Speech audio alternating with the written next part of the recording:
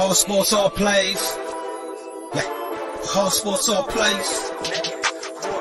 Whole sports all plays. 365, we making a plays. You talking the game, get you through the days. We're high in the court, the dime in the lane. Variety topics, living the same. All presentation, sports information. Hitting the airways, taking the nation. All sport, all plays, they working your faces. Grace at the field, so tie the laces. Whole sports all plays.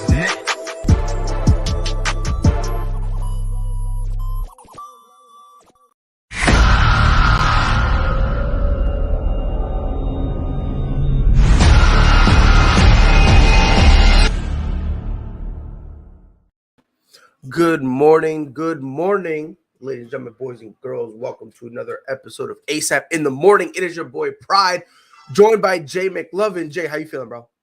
Hey, I am wonderful, man. Lots of news out there today, right? So it's going to be interesting to have a good conversation on this show, but lots and lots of things are happening. Yeah, it's actually crazy. Nathaniel Hackett, he's going to be the Broncos head coach, which now multiple other pieces. What happened, Jay? What do you think about that, man? Like I said earlier, man, Rodgers is looking possibly for a new home. Is he going now? And that's what. And by the way, Damien, what is up, my guy? But here's the thing, and I've had conversations with people who say, "Oh, Nathaniel Hackett is horrible. Why would the Broncos want him?" And here's the thing: he's not the best, but one thing you know for sure, if you're looking for one of those quarterbacks, he has worked with Aaron Rodgers before. And he let Aaron Rodgers do whatever he wanted. He handed him the full reign. So from that perspective, I don't think it's that bad as long as they get Aaron Rodgers. Now, if they don't get Aaron Rodgers, now that's a bridge they're going to have to cross. They're going to have to figure something out. But if they end up getting Aaron Rodgers, I think they'll be okay. Because, again, Daniel Hackett's just going to let Rodgers do whatever he wants. You know what I mean? So, do you think there's conversations that have been had between Rodgers, Hackett, and Denver, and maybe that's why Denver pulled it on Hackett, because they really are putting themselves out there? Because if they get Hackett but they don't get Rodgers, that's really not an upgrade or a better situation than what Fangio had him at. Honestly, you're just taking a sideways step. That's all you're really doing, you know. So there's got to be conversations that had to have been had out there with them. I think what happened was, I think they talked to Aaron Rodgers and they were like, on the low, and they were like, "Hey, Aaron, who would you like?"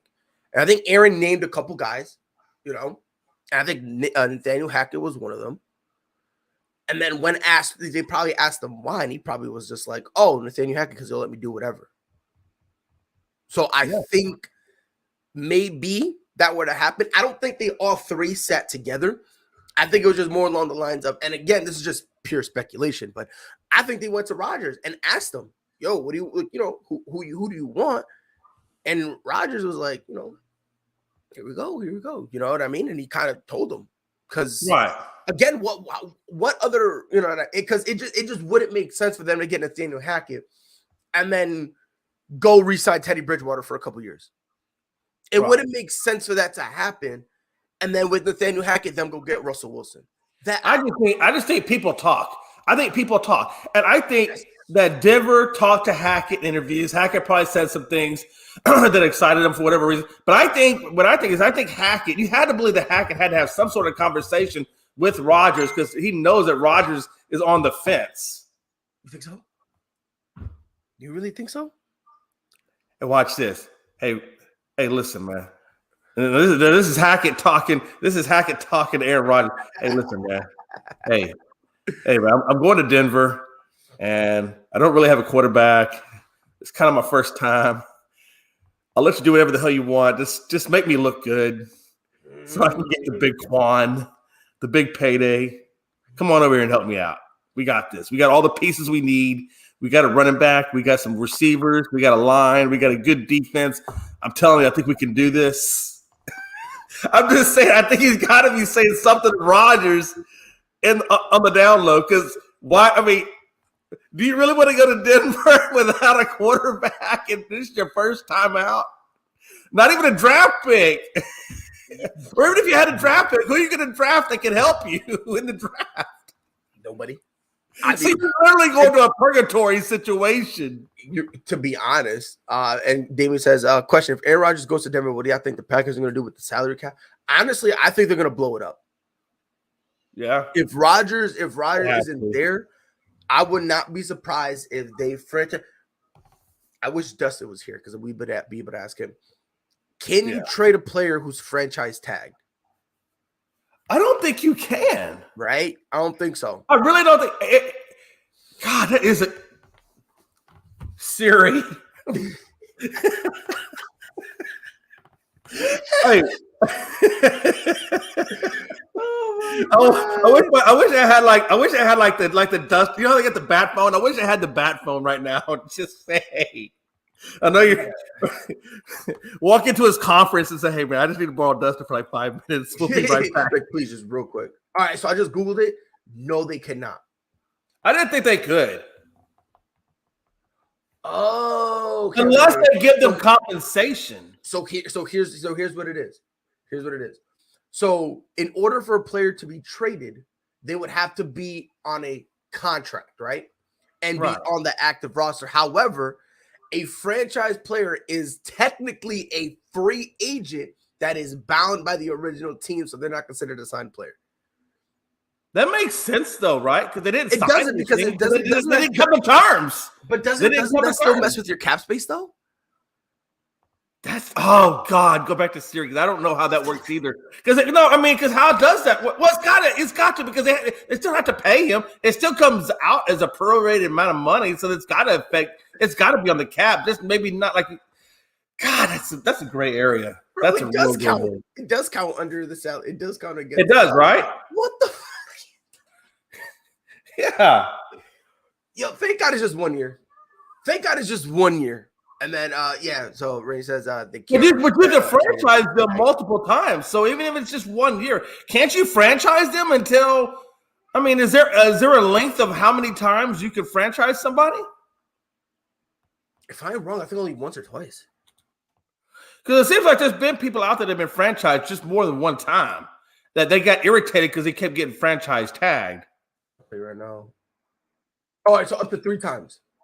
So after the third franchise tag, you're basically deuces. So after that, they can't do nothing. So they could tag them up to 3 times. However, most times you'll only see them twice because each amount of it goes higher, right? Each time you do them with the salary cap. You franchise tag them, it goes up. So a lot of times you see guys kind of just do 2. And then stop there because the third one is just way too stupid. You might as well either let them walk or do like a trade thing. So really, the franchise tag it works in favor of the player, right? Yes. Well, it's really more incentive for the team to give in to his demands if it's not too high, I guess. Well, it kind of does because in terms of the money, but it's the longevity that's kind of the risk you're doing because if you get injured during your franchise tag year, you're done, right? Oh, nah, bro, you're screwed. Somebody said I thought Flores was gonna get the that Denver job. I thought so too. Yeah, but you never know. Hey, listen, that's why I'm saying unless there's conversations and let me tell you, if you don't think there ain't conversations or emails that come about. Wait, hold on. Did you say emails? Washington football team, never forget. And it's kind of funny you said that because honestly, the more you talk and the more I listen to you about this whole thing, I think Aaron Rodgers, the Denver Packers organization, and Nathaniel Hackett, I think they sat down and had a conversation. I think there's emails. I don't think they sat down, but I think there's emails. They had some correspondence. Yeah, 100%. Holy wow. It's just the more I listen to you and the more I actually look at the pieces of the puzzle, it's like, I think some shenanigans. Let's think about it. Let's put it logically. Look, if it wasn't for Aaron Rodgers, let's just say it's Hackett all on his own, just Hackett by himself, and you got Flores all by himself. I'm looking at the resume of Flores as a head coach and what he built. And I'm only looking at the resume of an offensive coordinator with no head coaching experience, and he hasn't built really anything on a personal level other than just giving direction, play calling, things of that nature. Who's got the more impressive resume, Flores or Hackett? Oh, easy Flores. Exactly. And to boot, I hired a minority candidate. So now I'm winning all the way around. Nah, at this point, I'm like 110% convinced. I'm 110% convinced that I think Hackett told Aaron Rodgers he was going. Like before, I think he told Rodgers, and Rodgers was like, "All right, cool, I'll meet you over there." Yeah. Isn't this technically the only head coaching hire outside of the Jacksonville one? Yeah, this is only it's only the second one. Nobody else has done it. But that's why we said the dominoes are going to start falling now. They're going to have to. 100%. They're going to have to. Right. Because I mean, they're going to start falling now. And I'll tell you what. So where does Flores go now? So Denver's out. So Denver would be out. Minnesota's still open. The yeah, Bears you're right. Minnesota would be an attractive situation. What, the Bears? Or I don't know about the Bears, man. I understand it's intriguing because he could probably develop, Justin Fields, but it's still even a gamble with Justin Fields because you're not 100%, but it just looks like there's a lot of potential with Justin Fields. So if you take the Denver or you take the Chicago job, you're betting on Justin Fields' potential. I don't know, man. I think if I'm him, I'm going Minnesota before I go Chicago. Really? Yeah, I think so. Let me ask you a question. Who has the more salary cap? It's probably going to be the Bears. I think it's Chicago because the Vikings are kind of close. And on top of because they need to consider restructuring Kirk Cousins' contract. They need to re-sign Thielen, which even though they should, people are kind of like, on that. So they have a little bit of issues, nothing crazy, but I know the Bears. Well, they're bringing back Thielen because Thielen is obviously Jefferson is your stud, but Thielen is your dependable guy. He's your guy that Yes, Cousins has a big time rapport with, and they work well. And then someone said Flores wouldn't develop Fields; he would hire an offensive coordinator for that. Yes and no. Yes and no. I think he would hire an OC to focus on him day to day and actually hiring out the Kings. But I think Flores would still be involved. I think he still would be to the extent of him kind of going out there, looking at him, giving him some pointers as well, give him a different perspective. So I for me, that comment, I half agree and half don't. Because would he hire OC to be day to day with him? 110%. But I think Brian Flores would be involved in there too. You know what's interesting? Because let's be fair, he was involved with Tua Tagovailoa. That's true. That's why he knew from the jump. I don't want him. I need somebody else. So I think he would be somewhat involved, but I don't think it would just be him hands on building up Justin Fields. I think definitely there would be at least one other guy there to help him kind of build up Justin Fields, and you got something solid in Fields too, right? Really do. So. But, I mean, for me, the only two teams that would make sense is either Bears or Minnesota. But, here's the deal, though. I mean, and that's if Brian Flores thinks – because Brian Flores, that means he'd have to give up his hunt for Deshaun Watson. He's going to have to give that – with either one of those two teams, he's going to have to give that up. So if he goes there, so if he takes either one of those two jobs, then what becomes of Deshaun Watson? Where does he – because he was really the only guy out there advocating hard to bring Deshaun Watson on. I think – oh, by the way, Ben Roethlisberger, he retired. It's official. He officially retired. 2 years too late, but whatever. Right off into the sunset. It was 2 years too late. I mean, it was so late. But just throwing it out there, it's official. He officially hung him up. But the thing with Deshaun in Chicago, if Brian Flores goes to Chicago, all that stuff is dead now. There's just no way they're gonna try to, because it would be, and this is not to say that Deshaun Watson isn't good, but it would be dumb for you, a wild card team, to give up your young quarterback for Deshaun Watson, who by the time you guys start getting clicking, he's not going to be the same quarterback. You know what I mean? You might as well keep Justin Fields, keep developing, keep doing something. So that way, eventually, as soon as the team as a whole is ready to hit the ground running, Justin Fields is in his prime or around there. You know what I mean? Right. Now, the Vikings, that is something interesting. That would be something very interesting because if Brian Flores goes there, he can say, look, you guys had Kirk Cousins for a while, didn't work out. We're going to have to try something. Put some faith in me. Let's go get Deshaun. I think that's an actual possibility. And if Brian Flores does not get hired by Minnesota, I believe, hold on, let me see. Because I don't know. Let's see. And I got a wild take for you, but I don't know if you'd buy into it, though. What about Flores going to Houston? No. And I'm going to tell you why. And this would only be if Houston is smart. I don't know how smart Houston is right now. They've been doing some really crazy things. You lost it there, but go ahead. I know. And I'm really being sarcastic when I say that. Right.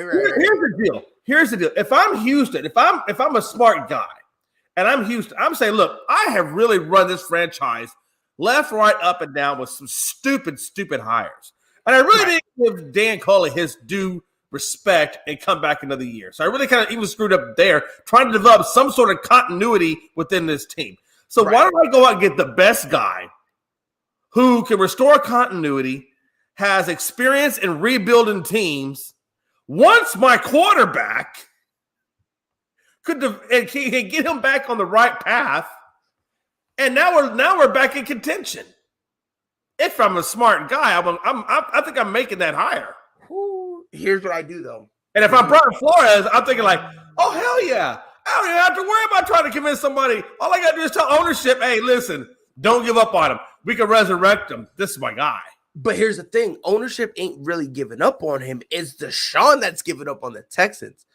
So before Brian, and listen, the road you just paved, it's a sketchy road, but I think it could work out under the stipulation that before Brian Flores gets hired, he needs to have a one-on-one sit down with Deshaun.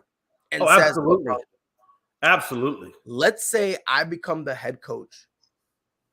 Are you willing to rock with me? Are you willing to give me an opportunity? Are you willing to give me a season to see how things go? Are you willing? Because and if I'm Brian Flores, I'm guilting him. Whoa.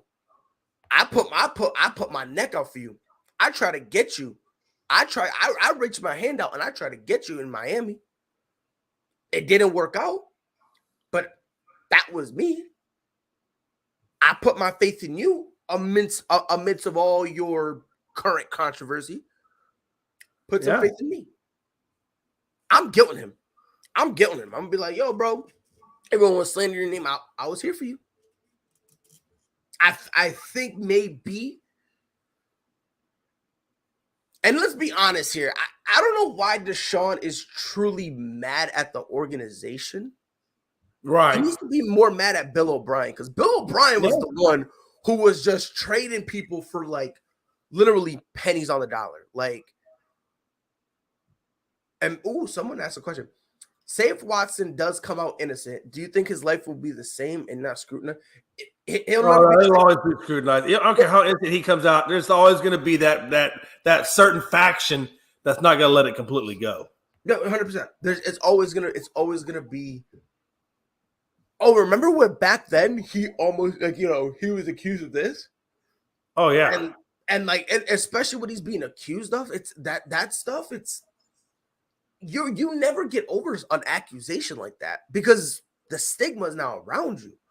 Yeah. So now it's always like, oh, he was accused of that, but he didn't do it. Oh well, he put himself in a position to be accused. I don't like that. So it's always gonna be something. So in terms of in terms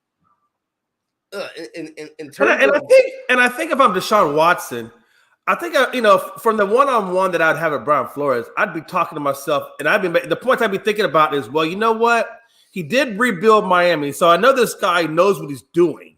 Right. Unlike Bill O'Brien, this guy actually has built an organization and from the ground up. So I know this guy is smart. I know he knows what he's doing. And let's be honest, I haven't gotten a lot of other offers from other teams just out there begging to get my attention. And I have lost a year of relativity. I need to build my draft stock back up some kind of way. Even if I just give it 1 year. If I give it 1 year, I can come out and show people, hey, I'm still the guy. Remember me. I'm still the guy that can help you. I know you kind of forgot about me, but I'm still here, and I can stay out of trouble for a whole year and show you that I'm good. So even if you didn't believe in Brian Flores, you still need to get relevant again. And it's kind of funny because Joe said an interesting point because someone said, are you going to be scrutinized? He's like, yeah, you do. The NFL account on Twitter are kissing Big Ben's behind. Wasn't he accused of suspended? And here's the difference with Big Ben. I don't know what it is, but everyone loves Big Ben. So weird. Yeah, it is weird. It's so weird because the love he gets is bizarre. I say there's two guys in the NFL who could commit a crime live on television and nobody will try to get them in trouble. And that's Aaron Rodgers and Ben Roethlisberger. Those two dudes just – Aaron Rodgers could literally just shoot Lazard on TV. He dropped the ball. Ben Roethlisberger can go and just slice Mike Tomlin's neck open and that blood spewing everywhere. It could be anything like that. And nobody will say anything because they're just so loved and just so, loved. And it's just so weird. So especially with Deshaun, I mean, maybe in a few years will people get over it? Maybe. But, that's just kind of with time. As time goes on, people kind of, forget the details here and there. And it's you guys remind me because it's been many years since the whole thing with Ben happened. Was Ben ever convicted of raping, or was he found innocent? What actually became of that? Because I don't remember. It's been long. He settled. Okay, so he didn't go to court. He just settled. Yes. Okay. If I'm looking at it correctly, let me, because I think Big Ben settled it before it went to court. Yeah, before it went to court. Okay. So they never pressed charges on him because he settled with them. Otherwise, if he hadn't settled, then they would have pressed charges, and then that would have been a whole trial. Correct. Okay. Let's see. Damn. Yo,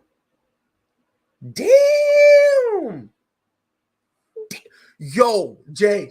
So the man retires, right? Right before his retirement, people 1, 2, 3, 4 articles at least from what I see, people are revisiting his sexual assault case. When he retired. Yo, these people work fast.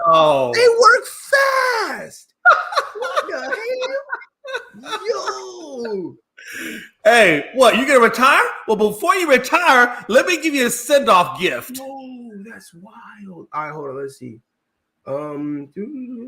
Bentonio was this father again. A second sexual assault surface. Oh God, hold on. Okay, so. Yo, that's wild. All right, so in the first one, in 2009, McNulty, that's her name, Andrea McNulty. She worked at a hotel in Lake Tahoe. She said Big Ben, assaulted her. She said it took place in his hotel room, and then he lured her in his room by saying he needed help fixing the TV. Yep. So okay, so. She said that she accused 8 of her fellow employees of covering the incident, but the case was settled out of court. So, so he ended up settling in 2012. She accused him in 2009. In 2012, he settled it. And he didn't face any type of negative action from the NFL. In 2010, a college student said that he assaulted her. And then this one actually went to court. But due to lack of evidence, the prosecutors did not press charges, and the case was dropped like a month later. Huh. So that's crazy, bro. Jesus, bro. Yo, these people work fast, dog. I can't. Yeah. These people were way too fast, though. They were like, "Oh, you want to retire? You would have thought." They're trying to do an expose on the man again.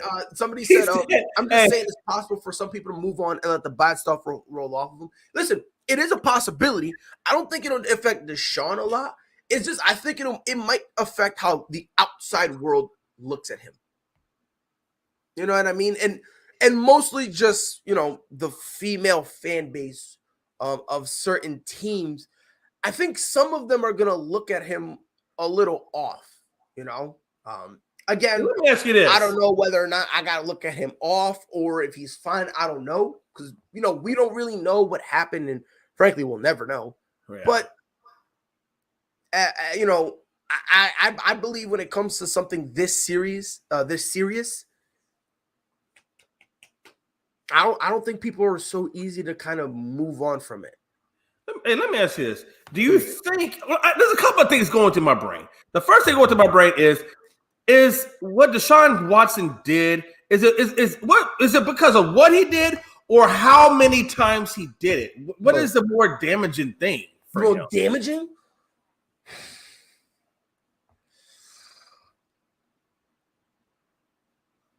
Wow.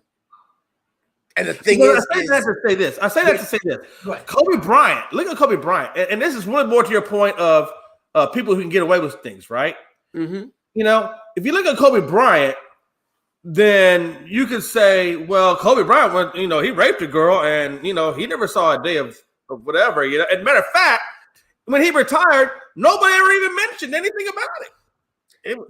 And I think it's a combination.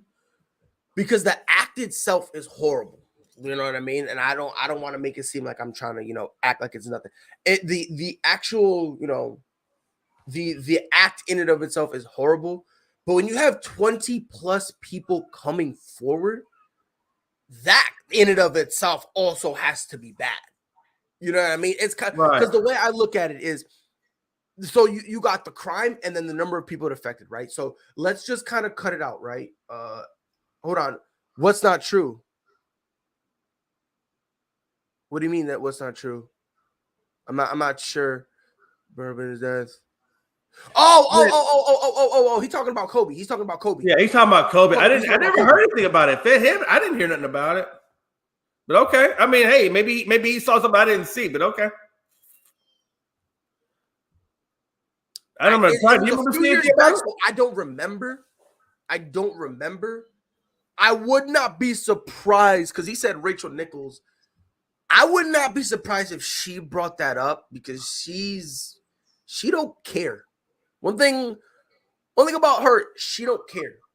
Like she be saying stuff. So I wouldn't be surprised if she said it. I'll be honest, I don't remember.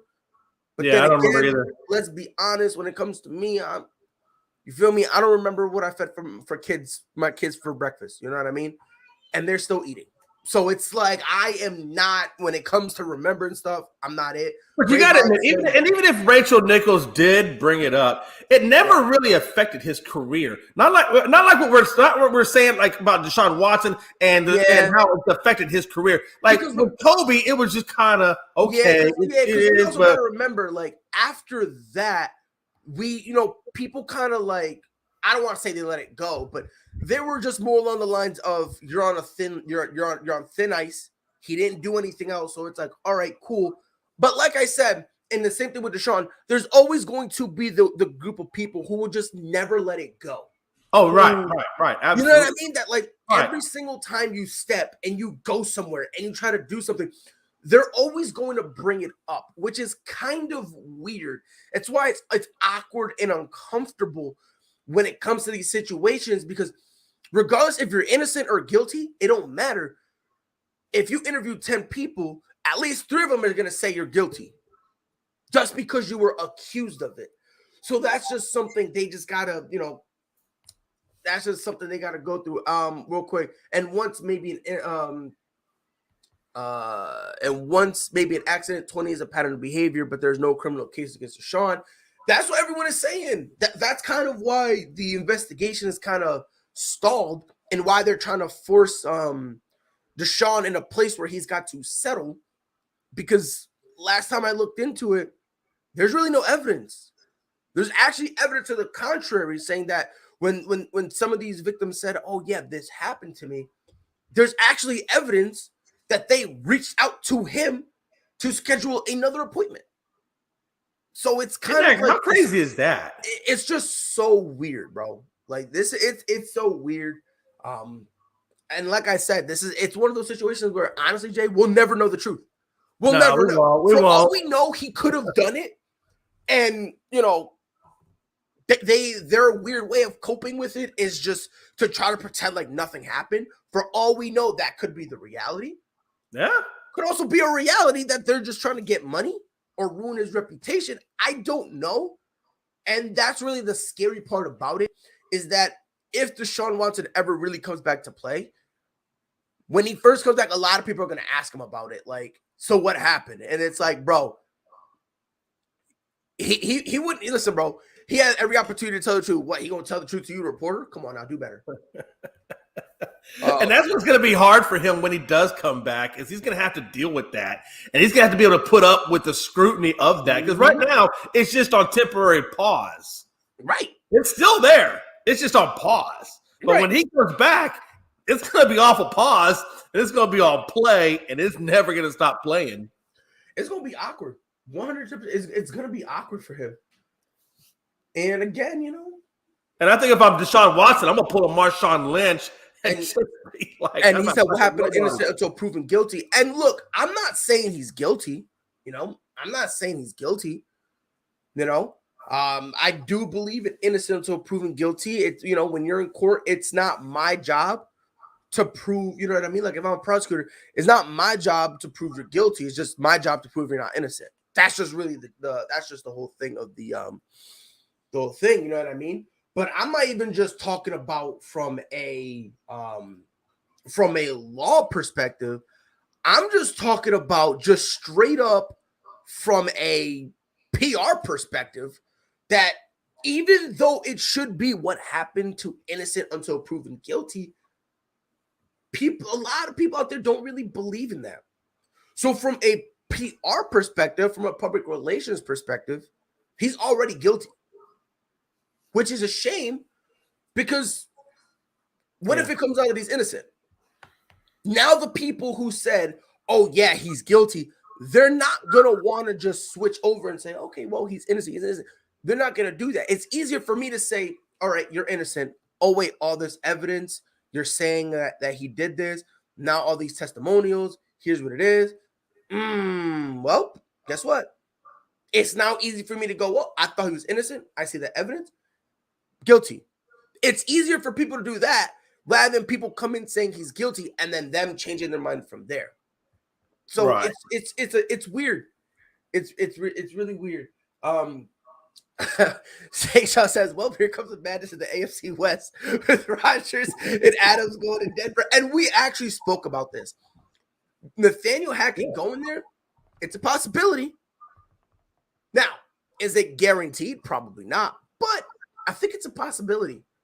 And did Devontae Adams, didn't he? I thought he got frantic. Was it Green Bay said they were going to tag him? They were,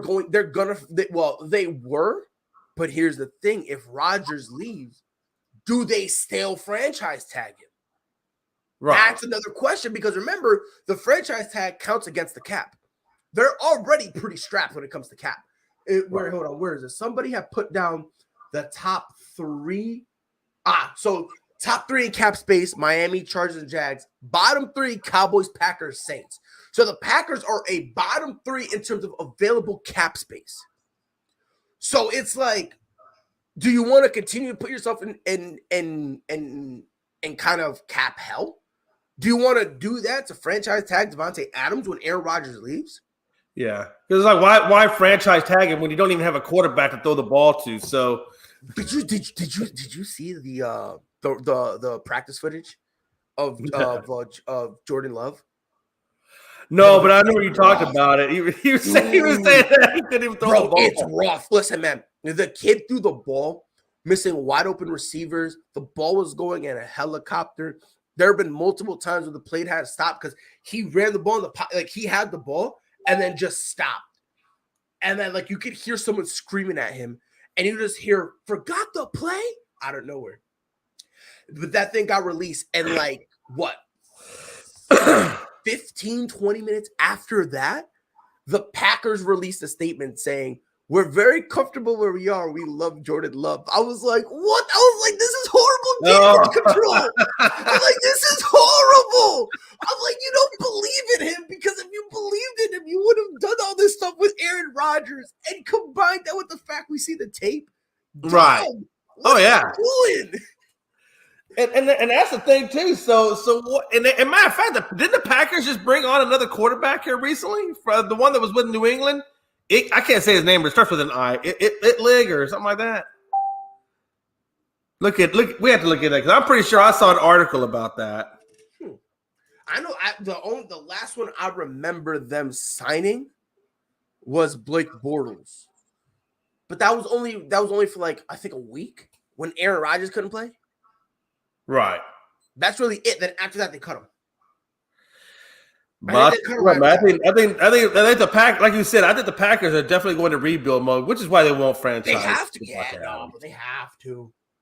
They have to. They're in this position where they almost have no choice but to rebuild. You know.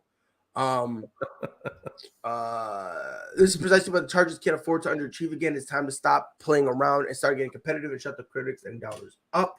And honestly, they have a great team. Brandon Staley just here you go. I got it right. Danny Etling. Danny Etling.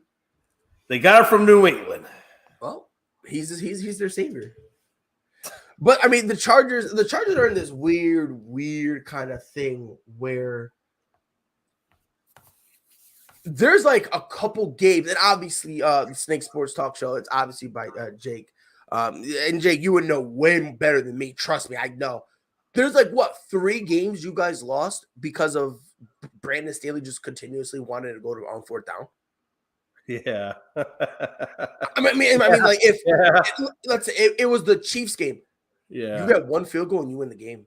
You can keep going on 4th down until Kingdom Come. You can, that's fine. But after that,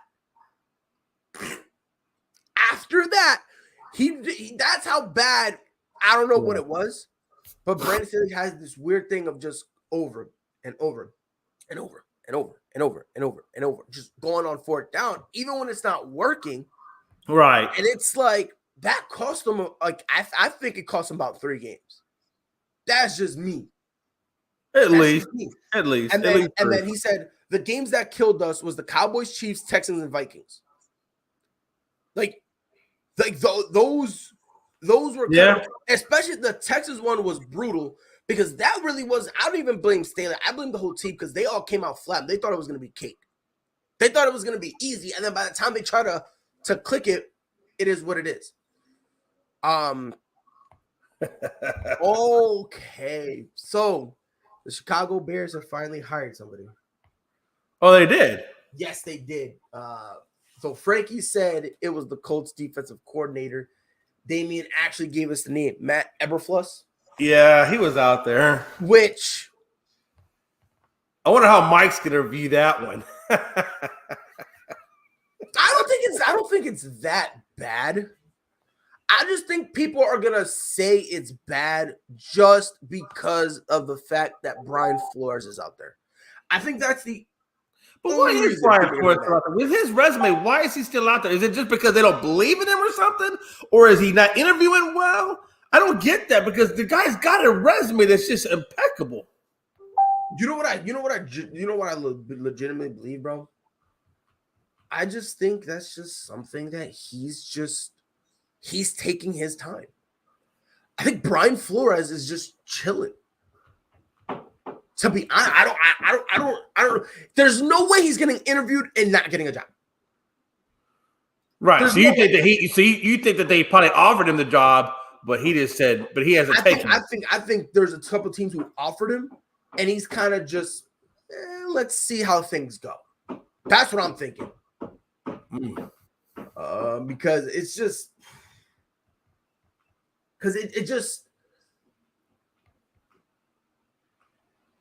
they actually did interview Brian Flores. What the?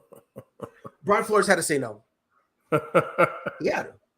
Yeah, that's what I'm thinking. That's the only way it makes sense because his resume is just too damn good not to hire.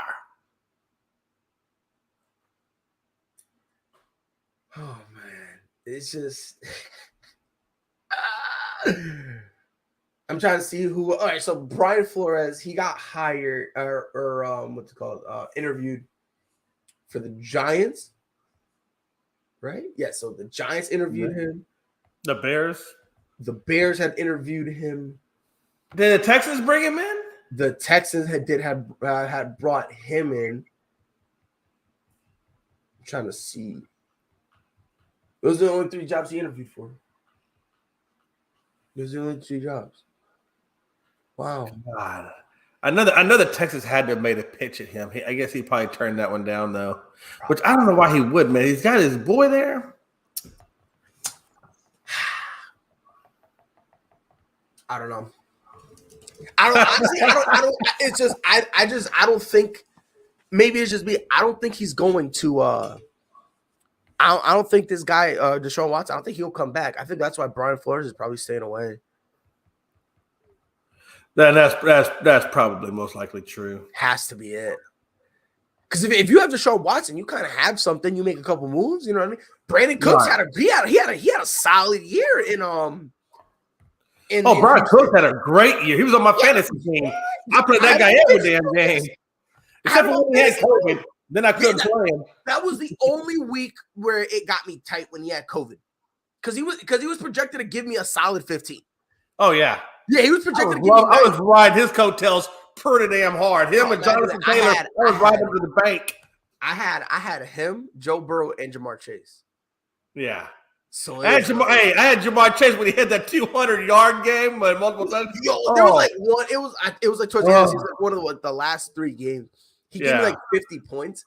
I was like, all right, at this point, I'm just disrespectful. I was like, at this point, I need to stop. And like Joe Burrow gave me like 30. I was like, and I did all this, and a couple of my guys gave me zeros, and I was like, honestly, I don't even care because I still won like 190 something to like 93. I was like, what the hell? I was like, hey, but if you were a fantasy manager, this year was hard. It was awkward. COVID killed fantasy hard. I was blessed that I only suffered for 2 weeks. Only 2 weeks. There was 1 week where everyone on my roster had a bye week. Right. I was completely disorganized. I panicked. I did rookie moves, and everyone was on a bye week, and I still won. But don't you think that's something we never really talk about is how does COVID affect fantasy leagues? Brutal. And even go one step further, how does COVID affect all those people out there making bets on teams and then their star players come down with COVID? Basketball, football, whatever. A lot. There was a thing out there. It was like an article that they were writing about how COVID kind of impacted sports and the betting perspective. And now people are actually waiting. Yeah. Like before, people would bet a couple days in advance. Now people don't bet until the night before, sometimes even that morning of whatever bet they're betting on.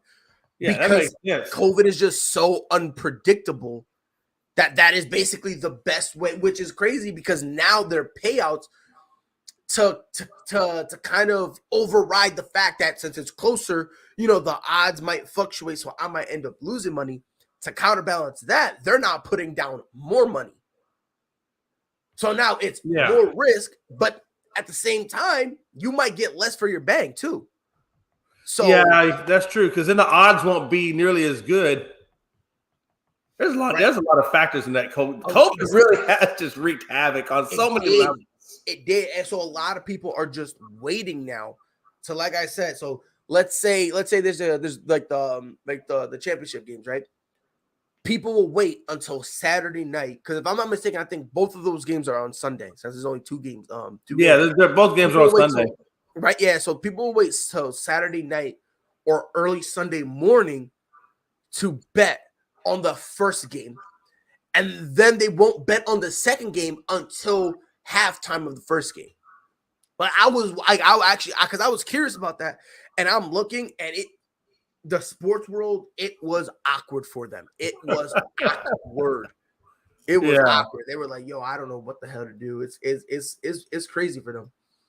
It's weird. So, but nah, bro. In terms of COVID, has definitely kind of reared its ugly head.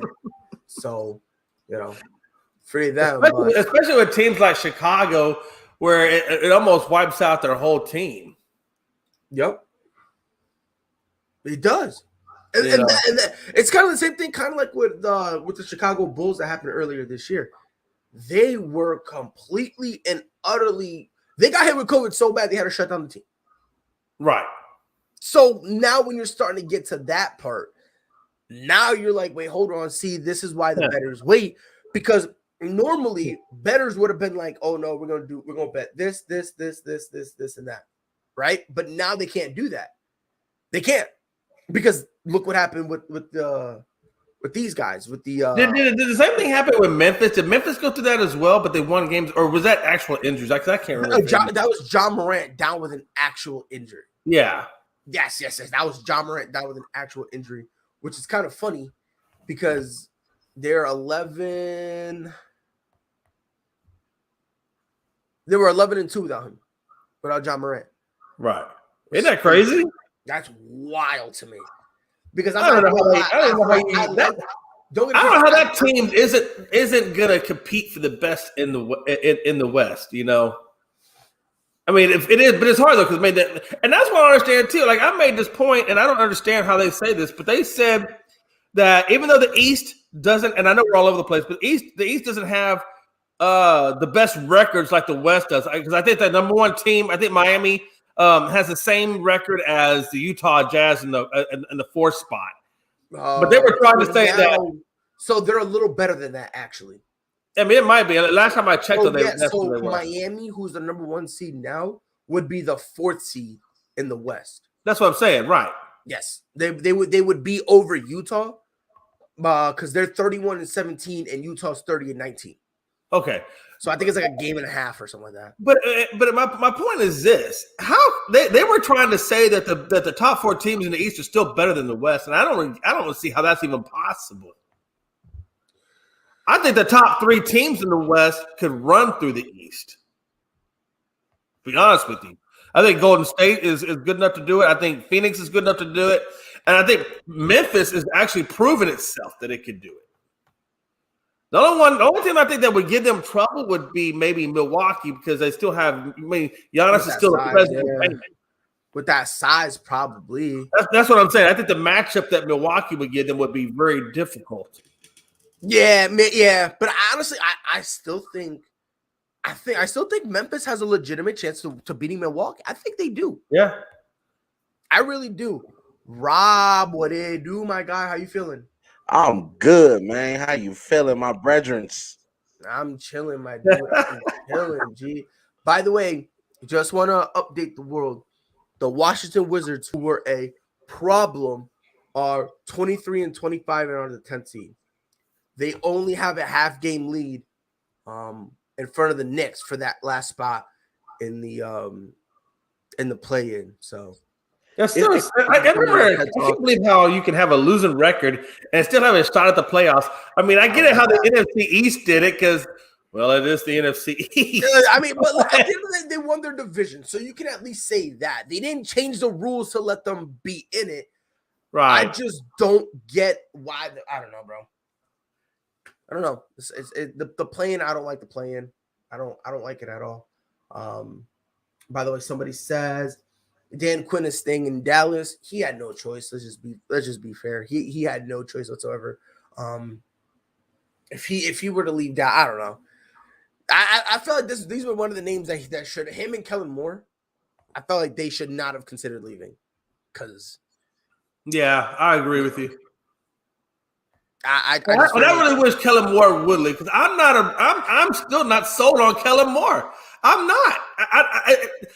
When I don't see any motion, when I don't see any motion in the offense, and I see the offense starting to look predictable, I don't know, man. I'm just not a big believer in Kellen Moore. So man. Supposedly the reason that happened, I don't know whether or not this is true.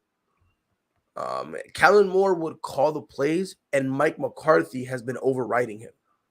Well, if that's the case, that's supposedly whether or not it's true, I don't know, because at the same time, it's like Mike McCarthy really wasn't really, why would you do that? Especially when, you know what I mean? When you first came in, you liked Kellen Moore and you thought he was smart and whatnot. So now you're kind of overriding him. It's weird. Right. But I don't know, man. It's just I feel like sending text messages to Jerry Jones if I can ever get his number, and I'm working on it. I'm calling all kinds of numbers in hopes that I'll find it eventually, like the lottery. But if I ever get his number, I'm gonna text him every day I can and say free Mark McCarthy. Just let him go. Just let him go wherever he came from, and let's go after Brian Flores. I mean, that'll be a smart or Sean Payton. I say bring Sean. I'm good with either one. Either one. I don't care. I don't know if Sean Payton really comes back. I think he'll come back. I do think he's going to take a year off. I don't think he comes back at 22, but I can see him possibly in 23 coming back.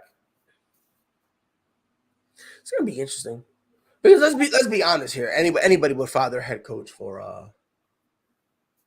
Oh yeah, for old Sean Payton. I think we will fire him. Well, Bears got a new head coach. I'm praying for both Mikes and Damian, and Big Ben is finally retiring from the NFL.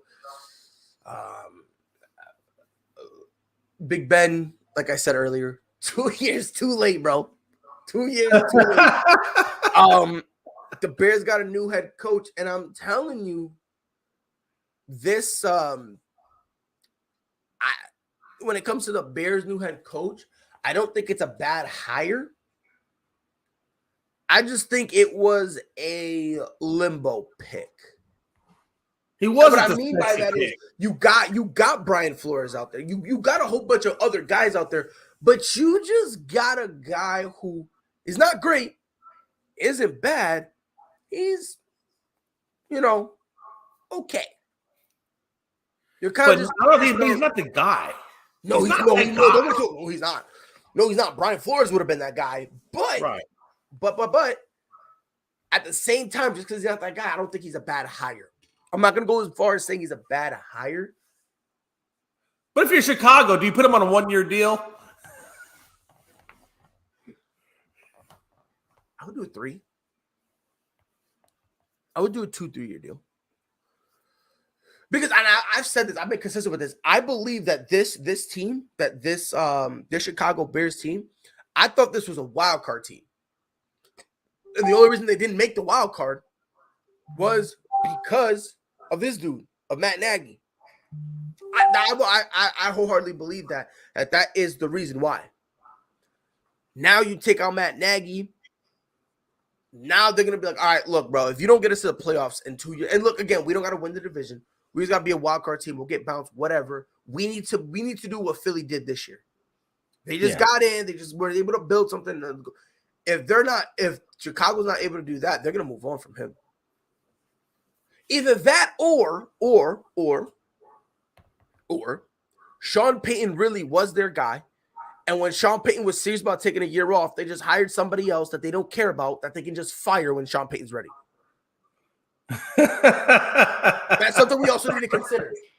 I'm just saying that's something. Hey, that's why if I'm Chicago, I'm talking to Payton. I'm talking to Sean Payton, and I'm saying like, hey, bro, take 1 year off. We're gonna hire this other guy. We'll bring him in for a year. He'll be a little whatever.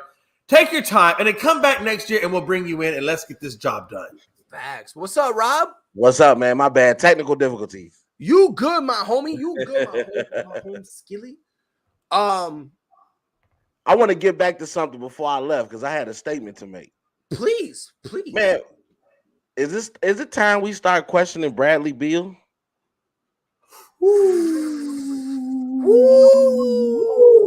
disrespectful mother flipper with a solid point.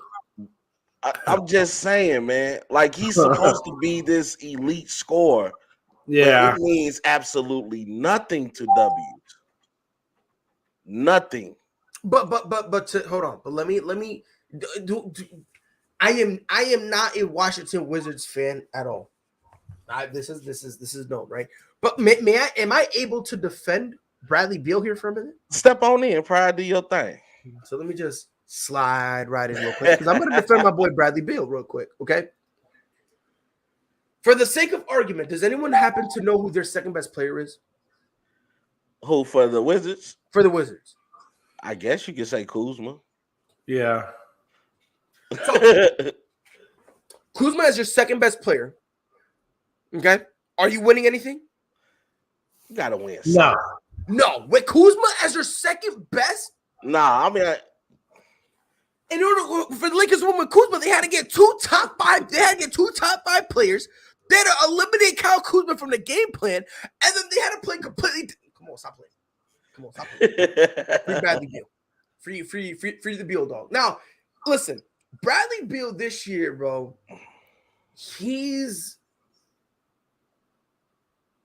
I don't want to be mean, but I think we're gonna have to. I wholeheartely think we're gonna have to. Shooting 45% from the field. Mm-hmm. And especially to your point, Rob, if you're called an elite scorer, you can't be shooting better than that. Yeah, you can't be shooting a 45 because that's like what, average probably? I think that's actually that's like around average, right? So especially when he went against Boston, your Boston, and went 7 of 17. Right. Like 7 of 17. Like that's Russell Westbrook shooting. Right. And that's Russell Westbrook shooting right there. But this is the part that's really concerning me. He's shooting 30% from the three. Mm-hmm. Which is lower. That's his career low. And it's his career low by a long shot. His next lowest was last year. Yeah. At 34.9. Almost 35%. And this year, 30.1. In terms of the 3-point percentage, in terms of how many points he's averaging per game, he's not even averaging 2 points per game. It's 1.6. And he's averaging 5.4 shots from the 3-point line per game. But look at his plus minus. He's averaging a minus 2.3. The plus minus tells you what your significance is on the court. So even if you're scoring a lot of buckets, if your plus minus is averaging in the negative, that means you are absolutely contributing nothing on the court. Man, I'm glad you broke that down, Rob, because I was terrible at math. And I was like, hey, listen, you got me at percentages. I'm good. But when y'all start talking about plus and minuses, I'm like, damn, I really should have paid more attention. The plus minus thing, and it's hard how they evaluate that. But you're looking at a person scoring, you're looking at the person you're defending, how much are they scoring? Hustle plays, all type of things go into that plus minus. So if you're in the negative, that means if you're averaging let's say for the sake 24 points a game, but your plus minus is -2, that means your 24 points means nothing. Right. It means nothing. But you're letting the other guy put 24 points up on you and you negate each other. Right. I don't know, man. I feel bad for him. Well, actually, I can't really feel bad for him anymore because change the scenery. He's not playing. I mean, and he's not playing bad. The only bad part of his game is the 3-point line, which again, career low, and it's a career low by a country mile. It's real bad. I'm not saying he's playing bad, It's solid, but when I you think you watch got a point, these- Rob. I don't think we can call him an elite scorer. Yeah, when you I think watch you gotta these, stop that. when you watch these analysts and everything, one thing I hate is when you're loose with that word superstar or you're loose with that word great. Everybody doesn't deserve that. Right. You have a great game. Does that really translate you into being a great, a generational player? No. If you have And I enough think of those games, sure. we have to stop. Yeah, enough of those games. Yeah. If you do But it if I consistently, sure. if I score 50 in 7 games and we lose each and every one of them, Who you playing with? Who you playing with? That's a good question, though. That's also a good question. You know what I mean?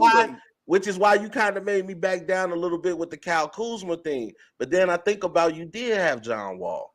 You did have Russell Westbrook.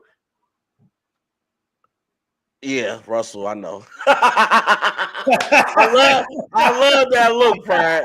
But we gotta admit, though, in the second half of last season, Russell played better, and that's what got Washington into the play-in. He played better in the second half of the season for the Wizards. You got to give it to the man. Well, he ain't playing better in this second half, but okay. Oh he's playing better now by staying in the corner and being a good little Russell. Well, that's true. He's moving out of LeBron's way because LeBron, like, look, bro, I like you, but I would trade you. Ask Kuzma. Nah, ask Kevin Love. He can't trade him. He can't, bro. He can't. He wants to trade him, but that money is too crazy. It's the money. He wants to. That money's too much. Listen, nobody wants him in LA anymore. Let's be honest. You saw what they posed, though. They were saying, okay, look, you got a bad contract in Russell Westbrook. Houston has a bad contract in John Wall. I said that and I was called an idiot. And then I wasn't. I was supporting you on that one, by the way. And now they're talking. But you think about it, it makes sense. John Wall heard about it. I saw a video the other day. He hit 23 3-pointers in a row. Now, and here's my thing about that. And here's my thing about that, Rob. Right? I think that makes some sense. I really do. And the reason is because you see what Russ gives you. Yeah, he gives you 500 basketball. 500 basketball. Every time. In this system, in this Lakers team where he is not the number one de facto option, he's giving you 500 basketball at best. At best. He's giving you under 45% from the floor, under 30% from three, and he's letting people shoot over 56% on his head. Not to mention he leads the league in turnovers. Hey, by the way, I'm taking. Hey, listen, we're not allowed to talk about that. We're not allowed to talk about that. Hey, listen, I'm taking Westbrook. I'm taking Westbrook. I will give you John Wall, but you got to give me either some picks or cash considerations. And we're gonna get to that part, Jab. But that's what they said. They said they said the only way the Rockets are taking it is if you give them a lot of picks. That is the. I think they want the first round 2027 picks. Yes, yeah, bro. They want them all. They want everything. They want to turn the Lakers into the Clippers. You're gonna mortgage your future for this man. You're gonna give me all of it. You guys are gonna be in pick hell for the not to mention then they are. The Rockets don't care anyway because they know they're in rebuild mode right now, so they could care less. But truthfully, Pride, the Lakers don't build the draft anyway. They go for free agents. They build the free agents. But you also need to be smart though, because a lot of the guys you're getting now are older, right? So it's like you're gonna have to start getting some new guys in here.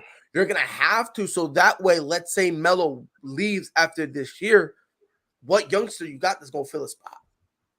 Yeah. You need to start thinking about that, like him, and not only that, you got a lot of these guys. Forget their age; they're on 1-year deals. Yeah, but you also got to you don't have anyone to really kind of. I think the only person who doesn't that they brought in this year who doesn't have a 1-year deal, I think it's Stanley Johnson. Yeah, because I think they just signed him to a 2-year deal. Yeah, after his. Which, by the way, I love that pickup for them. But Stanley Johnson does everything. He does all the he needs every. Yes. He's a utility knife. He'll dive on the floor. He'll get the rebounds. He'll punch somebody in the mouth. Hey, I'll take that. Those hype up plays that they said. No, but it's true. But the thing is, those hype up plays that everyone said Russ would give you, Stanley Johnson's giving you those. Yeah. Those dirty hustle plays that you gotta dive on the ball. The dude who's gonna get in there and fight for the ball, even though I might catch an elbow to my jaw. Those plays, that's what everyone said Russ would do. Stanley Johnson's doing that. I'm gonna tell you what Russell Westbrook's problem. Pride Jay, I'm gonna tell you guys what's Russell Westbrook's problem. You ever met somebody that had a little brother that had that older brother never got into the little brother's behind? Like when the little brother messed up, he never checked him. He never beat him up. So then the little brother grew up thinking, hey, I can be like this in the real world without getting checked. And then it catches up with him. That's what Russell Westbrook is. I blame Kevin Durant. Kevin Durant was supposed to check Russell Westbrook a long time ago. Nah. I blame KD. I don't blame KD. And that's what I bring it up in. The moment he should have checked Russell Westbrook was in the NBA Finals versus the Heat.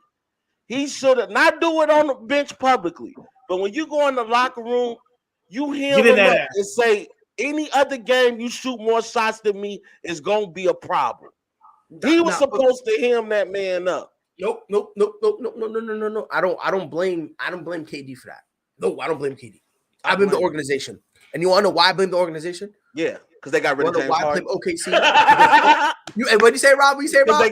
Because they got rid of James Harden. They got rid of the wrong one. That far now. They got rid of the wrong one. You got it right there. You got it right there. But this is why I blame the organization. This is why I blame OKC. Because when KD came up to them and said, look, I need the ball, they said, okay, hey, Russ, do what you're doing.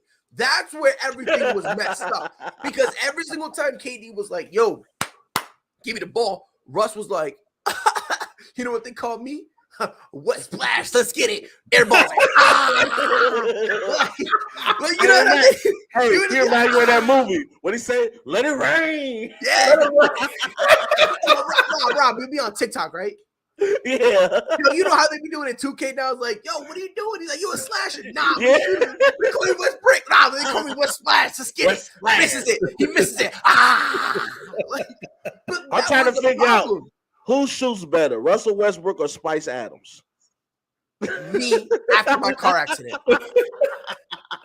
And by the way, in case no one knows, when I had my car accident, I flipped my car, totaled my car. I was in the hospital, almost had surgery. I was paralyzed for like a couple days. I couldn't do nothing. From my hospital bed, I'm shooting better than Russ.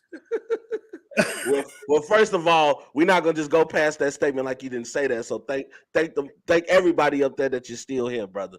Bro, I didn't even have my seatbelt on, bro. Yeah, you're lucky you're still here. Thank God you're here. I was driving, right? And I was like, you know what? The Grim Reaper's next to me. I was like, oh, what? You getting me? Like, I killed the Grim Reaper. What we talking about, bro? You can't kill me. I felt invincible. I didn't have my seatbelt or nothing. After that, I couldn't open my driver's door because it was like I hit a pole. Like that's what stopped me. So my door was like indented. So I was like, what the hell? I was like, why can't I move?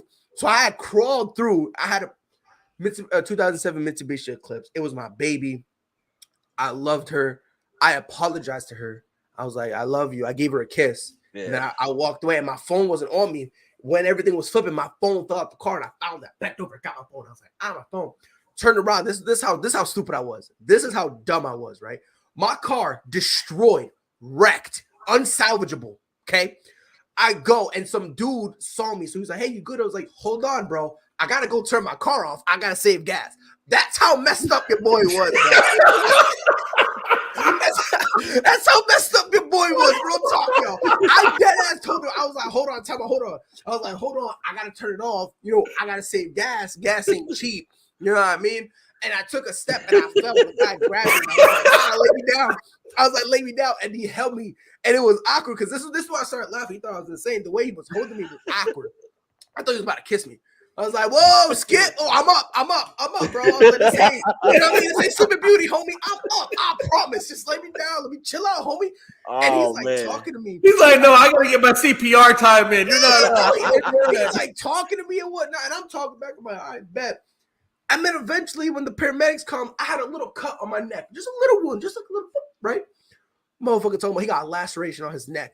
Dog, I started panicking. I was like, whoa, what you? You know those medical terms, boy. You know.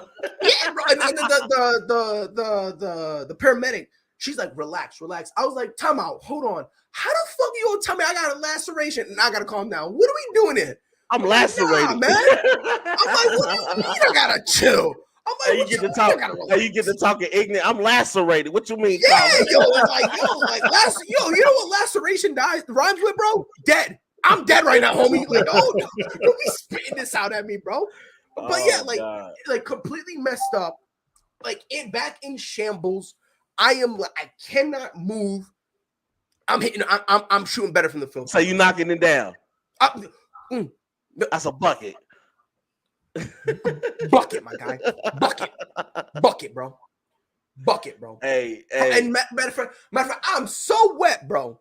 I'm so wet. I'm straight cashing it out, bro. I'll be able to pay that medical bill. That's how cash I am. I'm paying off that medical bill straight up, one stack. Leave me alone, bro. Let's ride, bro. So much cash I could buy Westbrook's contract, bro. Nobody wants to buy that. But that I'm just saying that's how cash I would. I would be like, bah. Hey, yeah, but now, bro, like, but let's get. In fairness, AD is back now, and no, let's hope he can play back. He wasn't playing good in the first place. Well, I'm not gonna say he wasn't playing good. AD was not playing. It's a difference when you set an expectation, when you have a certain level of play, and I've seen you get there. I'm not accepting no mediocre game that anybody else. And let's be honest, the game that he won. The game that he won was against a depleted team anyway. They weren't even at full strength. Now you got it. I get it. I see where you're coming. The way I'm looking at it though is that I'm looking at AD in the way of, because again he wasn't playing bad. He wasn't.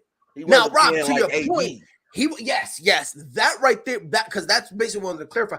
He wasn't playing bad. He just wasn't playing like Anthony Davis. Right. Matter of fact, no. He was playing like Anthony Davis. He wasn't playing like the Brow. Want AD. I want the Brow. I want Kentucky boy. I want that dude with the messed up teeth. Like, I want that dude.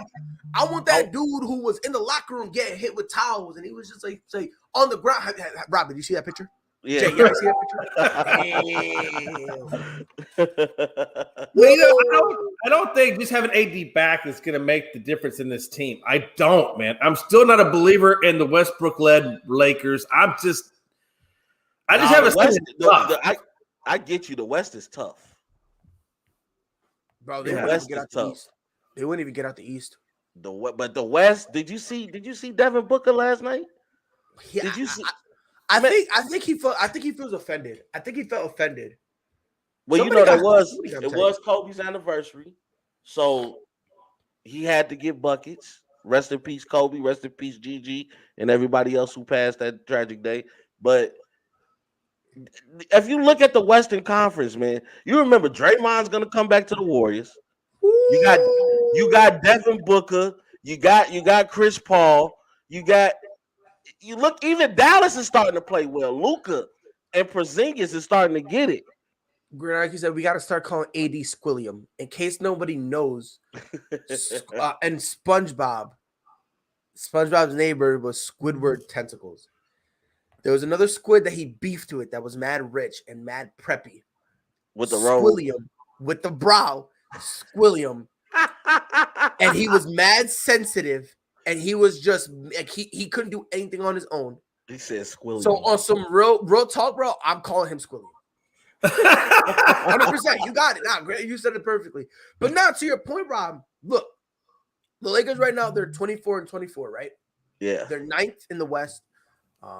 There are a couple games ahead of Portland, which, I don't think right, exactly. Portland, like, you know what I mean? It's a Damian Lillard less Portland. So I have no, man. Dame got 1 foot and 3 toes out that door, bro. He's gone. He just keeps coming back because he forgot something, bro. That's it, bro. They broke up, but Damian Lillard, every time he tries to leave, he forgets something, so he goes back and then he gets comfortable again. So he's just sitting there. Like, I think he don't want to disappoint Chauncey, but. That's another conversation. And here's the question: I don't see why everyone's putting the blame on Westbrook. Yes, he sucks, but he isn't the only one That he's, and I understand he's not the only one, but He's you're the gonna point take a guard. big, and I'm gonna tell you why. I'm gonna tell you why he needs to take a majority of the blame. When everyone is saying you're the missing piece and you need to do X, Y, and Z, and you choose not to do it, you deserve extra blame. Period. I don't care what player you are. I don't care how much you make. I don't care what your stats are. I don't give a if like I don't care what your overall in 2K is. I don't care what you do outside of court. I don't care if you're a great father or if you're an absentee father. I don't care if you live the straight life or if you're shooting up before the game. I don't care about any of that. I don't care if you're rich or if you're living paycheck to paycheck. I don't care. If you're shooting under 45% from the floor, under 30% from three, under 70% from the free throw line, and you're letting people score on a rapid pace on you, over 55% on your head alone, that's bad. Bad. Yeah. Period. The only Really people who can't accept that, frankly, are people who are dumb. Of course, all due disrespect intended, but you can't sit there and see a guy playing horrible and then say he doesn't deserve blame. He does. And here's the thing. If LeBron was putting up these numbers, what would be the narrative? We killing AD. Hold on. We're killing AD who's playing better than Russ. Yeah. We're killing AD That's for true. it. That's true. Let that sink in. We are killing AD because he's playing all right, but he's not playing up to his potential. We're still killing him. Matter of fact, Damian, here's my question to you.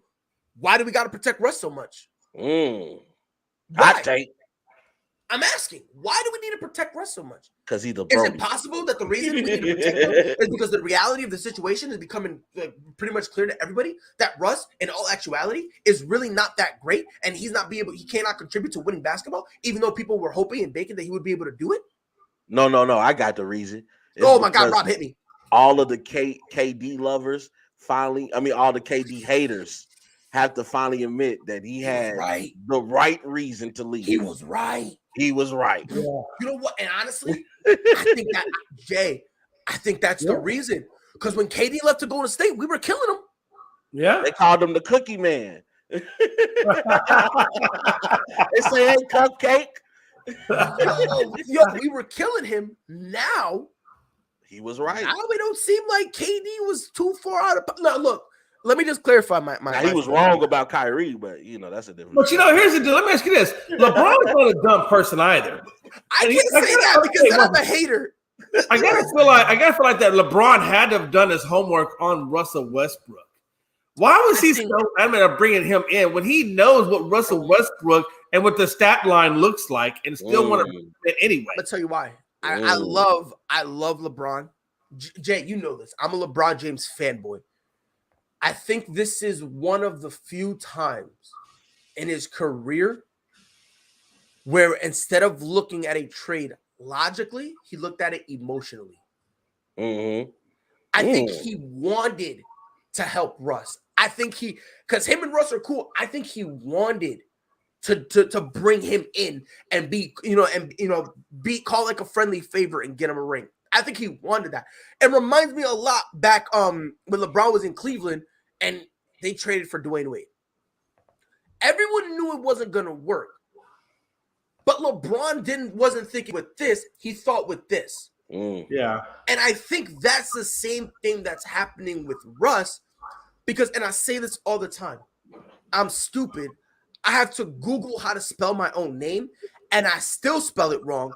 And even I knew this fit was not going to work. Now, when it comes to basketball, right, the most basketball I will ever know in my life will only equivalent to 1% of the basketball things that LeBron James has forgotten about. And he should have known that. And I think he did know that, but I just think he thought with his emotions this time and was like, you know what? It is what it is. We can make it work. And I think that's why Bron is still trying to make it work with him, because Bron feels bad because he feels like it's my fault. Bron feels responsible, as he should. I've always said this. I've been consistent with this. He should feel consistent, or he should feel guilty for it. He should feel bad because obviously you're the one who wanted him there. But I think he's starting to feel bad, which is why a lot of times we do see Bron kind of want to trade everybody. I think that's why. I don't think it's the money. I just think he doesn't want Russ gone because he really feels bad. He's like, yo, I low-key did this to you. Let's make it work. Okay. I like that answer. I think that has a lot to play into what I'm about to say. Rob about to say something disrespectful. Watch. No, it's not. I'm waiting for it. It's not disrespectful. It's not disrespectful. I think it's narrative. I think LeBron got tired. Mm-hmm. If you look at who does people say is the best player in the league right now besides LeBron? It's KD. I don't. Some people say Giannis after the finals, but beforehand it was KD. You look at KD. You're talking about before that, before last year. Oh yeah, it was LeBron and KD. It was LeBron and KD. They were the two top guys in the league. Yes. Who did KD beat in the last couple of finals? Who face did he hit the shot in front of in Game 3? 2 final MVPs. It was on LeBron. Yeah, okay. I think LeBron got tired of that. And LeBron was looking at himself and saying, every year I go to the finals, I have these championships, I got these MVPs. This dude goes to the Warriors for a couple of years, and now all of a sudden he's the best player. What can I do to put my name above KD and to end this discussion forever? You know what? I'm going to do what he couldn't do. I'm going to win a ring with Russell Westbrook. Hey, Wes, come over here, bro. I know KD didn't let you be yourself. I'm going to let you be the Brody, and we're going to win because I'm LeBron James. Now, he took on a little bit more than he can chew. He forgot that he's been in the league for 19 years, and he's about to be 38 years old this year. Yeah, that's going to be a lot to do. LeBron cannot do what he did in his Cleveland days. But I think he thought in his heart of hearts, with AD, if we could get some shooters over here, we got a chance. He didn't bank on the Warriors being the Warriors. He didn't bank on Memphis rise to the top. He thought what everybody else thought, that Phoenix was an aberration, that we weren't going to see that again. Even I said that. I said the Phoenix Suns will not make it back to the NBA Finals. Boy, was I wrong. Phoenix looked good. I'm glad you can admit that, Rob, because I was the one saying that they would. I can admit that because I thought that it was something we won't see again. You know, the Lakers got injured in the first round. Kawhi, PG wasn't there. You just like with all the competition in the West, Phoenix really, but they are legit. And Pryor said something earlier. Look at last night. Devin Booker is taking things personal. You keep overlooking me. He's taking that personally. Very personal. And I like it. You know what I mean? I'm here for it. So I think, and that's why I say you still can't count out the Lakers yet. Because if you look at how LeBron is playing, all he needs is somebody to come with him for the ride. All he needs is somebody to come with him for a ride. Defense comes down to effort. You have to show more effort. If you see LeBron out here scoring 30, you see AD getting 25 and 4 blocks, people are going to come along for that ride. That's all LeBron needs. He's like, I'm driving a bus, y'all. I know a lot of people say I'm chasing Kareem, but I'm out here playing. I think we got a chance. LeBron is playing some of the best offensive basketball we've seen from him in a very long time. He's in the MVP this conversation in there in the fucking play-in. I'm sorry, effing play-in.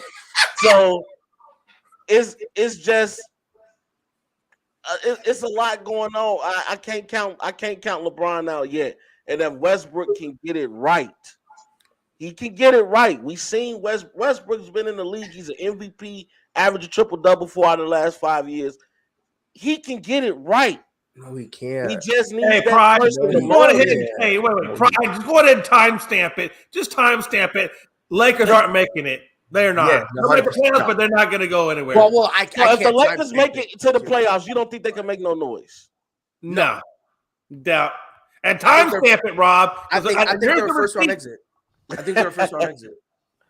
I'm gonna timestamp this. But I will say this: Right, people gotta start putting more respect on Chris Paul's name, man. You right about They that. put more respect on Chris Paul's name, man. He don't get nowhere near the love, and he'll never get the MVP love. Never. But the intangibles beyond the stat line. Look past the stat line. Yes. The intangibles that that Chris Paul brings to the Suns is ridiculous. Preach, Jay. Ridiculous. Preach. And It's here's ridiculous. Last year, people made arguments they should be in the MVP, and people who said that were laughed at. I'm like, well, hold on. This is virtually the same team. You add Chris Paul. All of a sudden, they're taking off. I understand in terms of stats. No, he's not showing it, but the intangibles, I think that's a consideration. He's a leader. And he's developing those guys. Yes. I agree with Charles Barkley. He said he's the best leader in basketball. I agree with Charles Barkley. And he's got to be, right? Who else can take OKC on a rebuild mode and put him in the playoffs? 7 games. Who saw that coming? Hey, watch this. Let me ask you a question. Who saw OKC in the playoffs, period? Who saw that coming? Hey, if Chris Paul was back in the Harden and KD days, take out Westbrook, insert Paul. Do you not think that's an NBA that's a ring? That's a ring. It's a ring. I love LeBron, but that's a ring. And I hate the fact that they vetoed Chris Paul going to the Lakers. I'm mad him and Kobe didn't get the chance to play together. I still feel some way about that. LOL. But I don't know, man. All I'm saying, man, is because Rob, you say you still got faith in the Lakers. I got faith in LeBron. And I'm not even a LeBron fan, dude. I'm one of the people that say Kobe is better than LeBron. Well, all right, let's kick. Because in my eyes, Kobe was a killer. Let's just get him out of here, cuz. No, pride. And here's the thing. And listen. You gotta put some respect on that, though. There is some respect driven for that. No, there's none. Hey, I'm not trying to be rude. And I understand because every single time people say, and if I ask someone why is Kobe better, they always say that killer mentality. And it's like he was. All right, don't get into it. He was, but that's not all basketball is about. It's not. So if that's your main point, I don't know, Coach. I don't know, Pride. That's a pretty damn big point, though. It is a very big point. No, it's not. It's not a big point because LeBron, who doesn't have that, quote, killer edge, has a better field goal percentage in clutch time. Why'd I say that? I'm immature. I need to grow up. I am very immature. Kobe scored 81 points in the game. And listen. And phenomenal won. Game. Won. Phenomenal game. Listen. Great. One. That's a phenomenal game. Don't get it twisted. I understand that. Phenomenal game when he dropped 81. I get it. Phenomenal. But if you're going to do the 5 rings thing, if you're going to say he's better because of the rings, Robert Horry is better than Michael Jordan because he's got 7.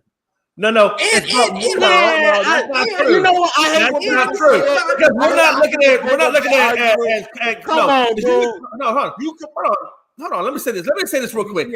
So what LeBron means to his team and what Kobe meant to that team is not the same as what Robert Horry. Robert Horry was there for the ride, but he was not what we're talking about. We're talking about superstar, the guy. Let's keep it in perspective.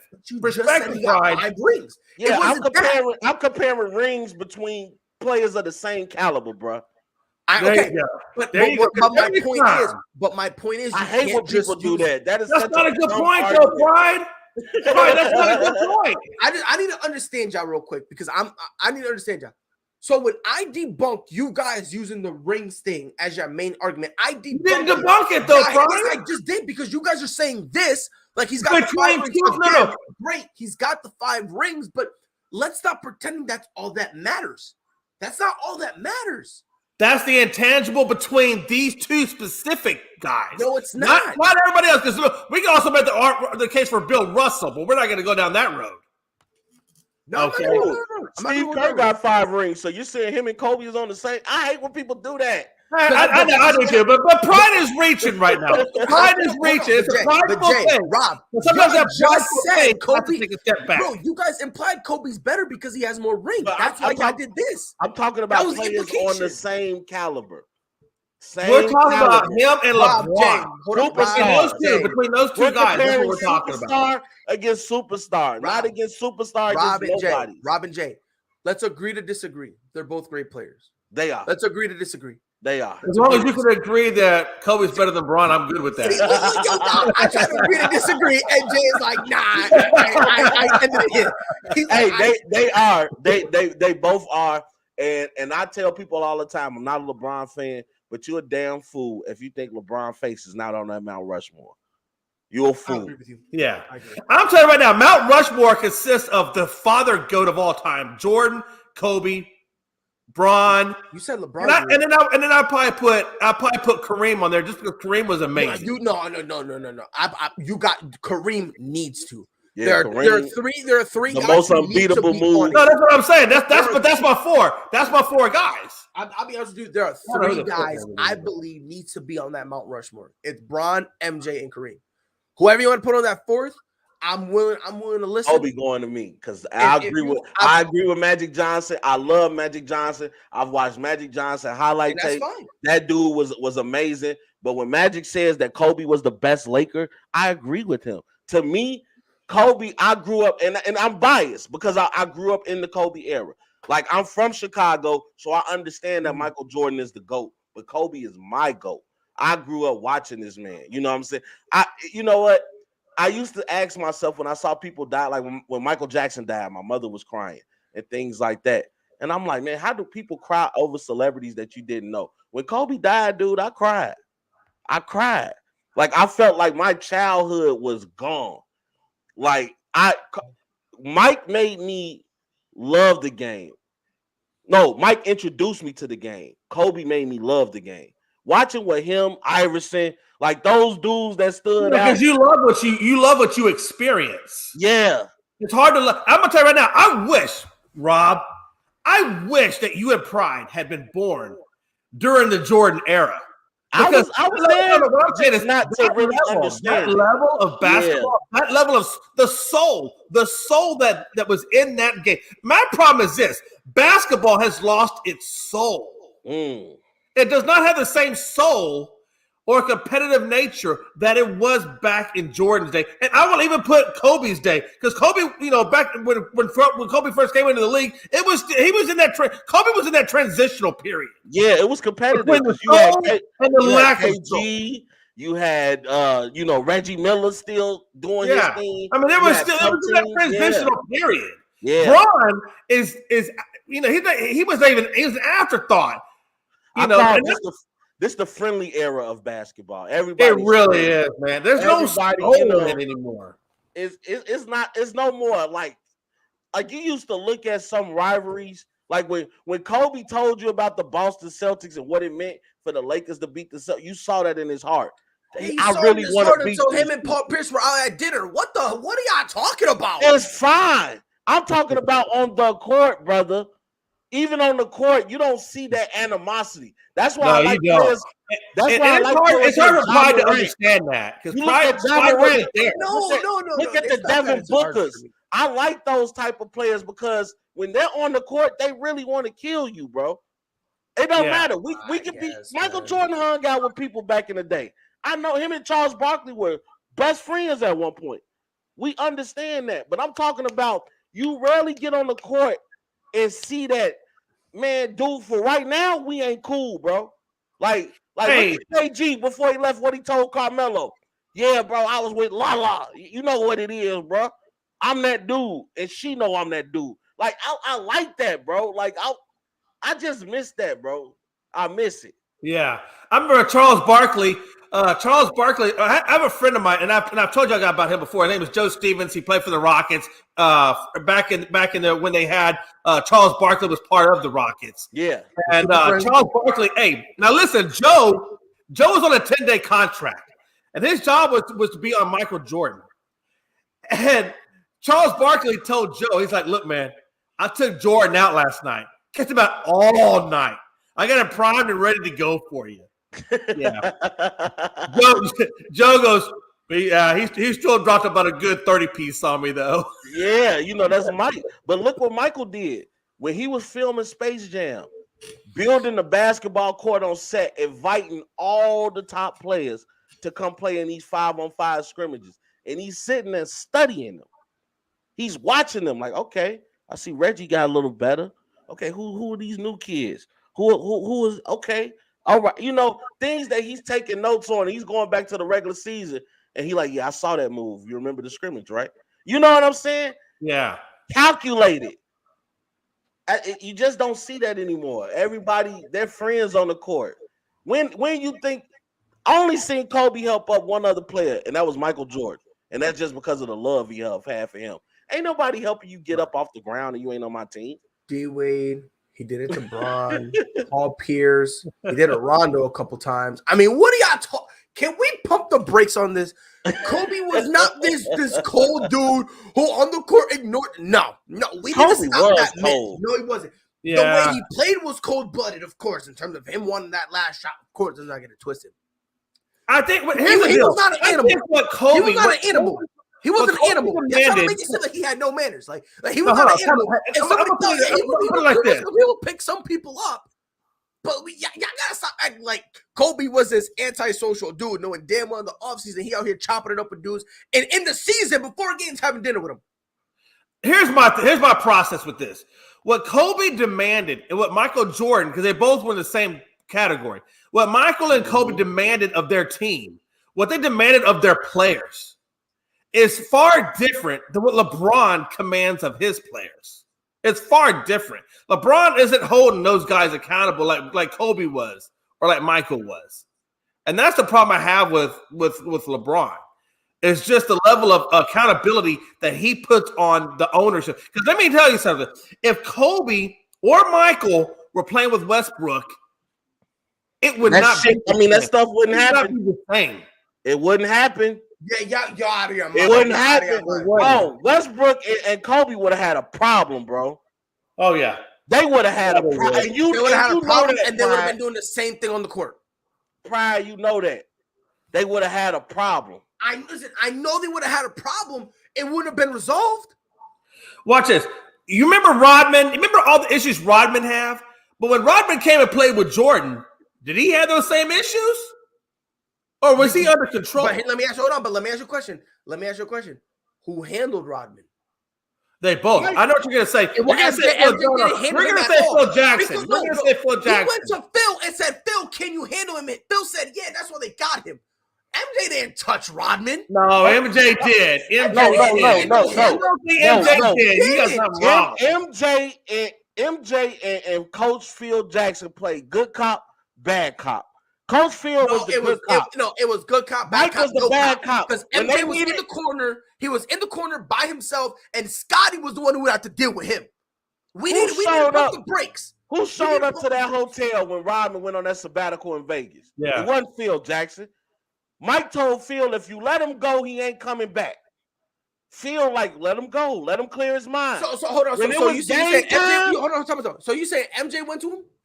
MJ went to the door. Yeah. Carmen Electric confirmed that. Can I ask you a question? If he went to the door, how did Dennis Rodman bring him cigars? Thank you for coming to my TED Talk. Come on, man. Listen, we need to stop pretending. Y'all bugging, man. Y'all gotta pump the brakes. Y'all gotta relax. I'm just saying. It's okay for you to say, yeah, MJ didn't do this one thing, but I still believe he's the GOAT. It is okay for you to say that. There's a guy say, yeah, Bron, he ain't got. Hey, can I say something real quick? He don't got that. Can I say one thing real quick? On the Daily Mail. Like MJ, real quick, Jay. Let me say this real quick. I promise I'm gonna let you go. Okay. I'll say this real quick. But all I'm saying, you gotta stop pretending like MJ was this dude who everything was perfect. He handled everything. He didn't. It's not a bad thing to say that, though. That's all I'm saying. Go ahead, Jay. All right. If you look at the Daily Mail, yes, Michael Jordan had to fly from Chicago to Las Vegas. Thank you. Drag Dennis Rodman out of bed as Carmen Electra hid under the covers and hauled him to training Netflix series on the Bulls, 1990 Glory Days revealed. With who? If you don't think that Michael Jordan ain't dealing with Rodman, you might want to check your facts. Even Dennis Rodman said he didn't want to disappoint Mike. Y'all trying to act like Mike had everything to do with Rodman. What I'm saying, there were two guys in front of him that dealt with him. On an everyday basis. I'm just saying that's just one example, Pride. That's just one example, though, of how Jordan did deal with Rodman. And Jordan, listen, if you know anything about Jordan at all, Jordan ain't playing it. Jordan ain't playing the Russell Westbrook game. No. Right? He's not doing it. No. Pride. And if you don't believe that, you don't know anything about Jordan at all. Not to mention, are you done? Mike garnished that respect that I don't think even Russell Westbrook would have wanted to step to that. People didn't want to step to Mike. No, absolutely. They didn't want to step to Mike. Yeah, bro, you should really go watch. You guys are really trying to pretend real bad that MJ had this thing. Everybody disrespected Mike. Are we kidding here? What are we doing here, bro? Was it on the court? Yes! If your name ain't Gary Payton, you wanted to disrespect Mike. They were disrespecting him. Exactly. If your name wasn't Gary Payton, you weren't talking nothing. The bad boy Pistons disrespecting him on the daily. The Celtics, the Lakers, the Rockets. Bro, stop trying to act like MJ. You talking about baby Mike.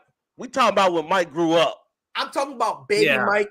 Middle Mike, about baby Mike, adult Mike, grandpa Mike, about baby Mike, no Mike, double D Mike. I don't care. There were guys in the league that was disrespecting him. Stop pretending MJ. And this is why I can't stand MJ fans, bro. Because y'all desperately want to make him seem like he was this perfect dude. No, he wasn't. Bro, did you see? That's the problem, though, Pride. That's the problem. Here's the problem. No, here's the problem. Pride. Here's where we disconnect. Before you say anything, when John messes up, I call him out on it. Pride. This is where we disconnect. Pride, this is where we disconnect. We disconnect because you weren't in that era to understand what it is we're trying to say. All you know is what. No. Tell me this. Wrong though, Jay. Bro, I have lived through both eras. I have lived from Jordan era into this era, and I'm pretty sure I can make that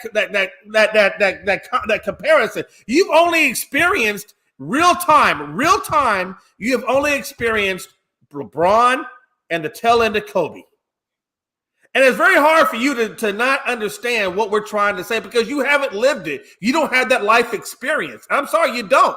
You don't have that. Again, no, that makes no sense whatsoever. It makes absolute sense. No, it doesn't, because at the end of the day, did I live through it? No, I did not. I didn't live through MJ. And a lot of the stuff I've seen from MJ from the game are old games they're re-recording. So yes, I did not. I was not there live and in person to witness all this stuff. I get it. Okay. However, I also was not there when the first human was created. I also was not there when dinosaurs were around. I also was not there when scientists says the K2 is what wiped out the dinosaurs. No, nobody was there, but we still believe him, correct? And for all the religious people out there, I don't. We were not, and that's fine. And Rob, I got this one for you. For all the religious people, we were not there when God took a rib from Adam and created Eve. We were not there. We were not there when Cain killed Abel. We were not there. Let's move on to another subject. No, I don't believe in that either. But let's go on to Rob, I'll get to you in a minute. Rob. I'll get to you in a minute. We were not there when all the stuff in the Bible happened. Does that mean it didn't happen? Now, Rob, whatever you believe in, okay? Whether you believe in Rob, what do you believe in? I believe in a higher power. So, okay, Rob, were you there when that higher power was? You can't explain something you don't understand. Okay, bet. So, were you there when this higher power was doing all the things to make sure that the world was still spinning? Nah, we just see the world spinning. Right? Okay. So, is it fair for you to say, oh, yes, since I wasn't there, I can't say the higher power exists? I feel if you do enough research on it, you can come up with your opinion.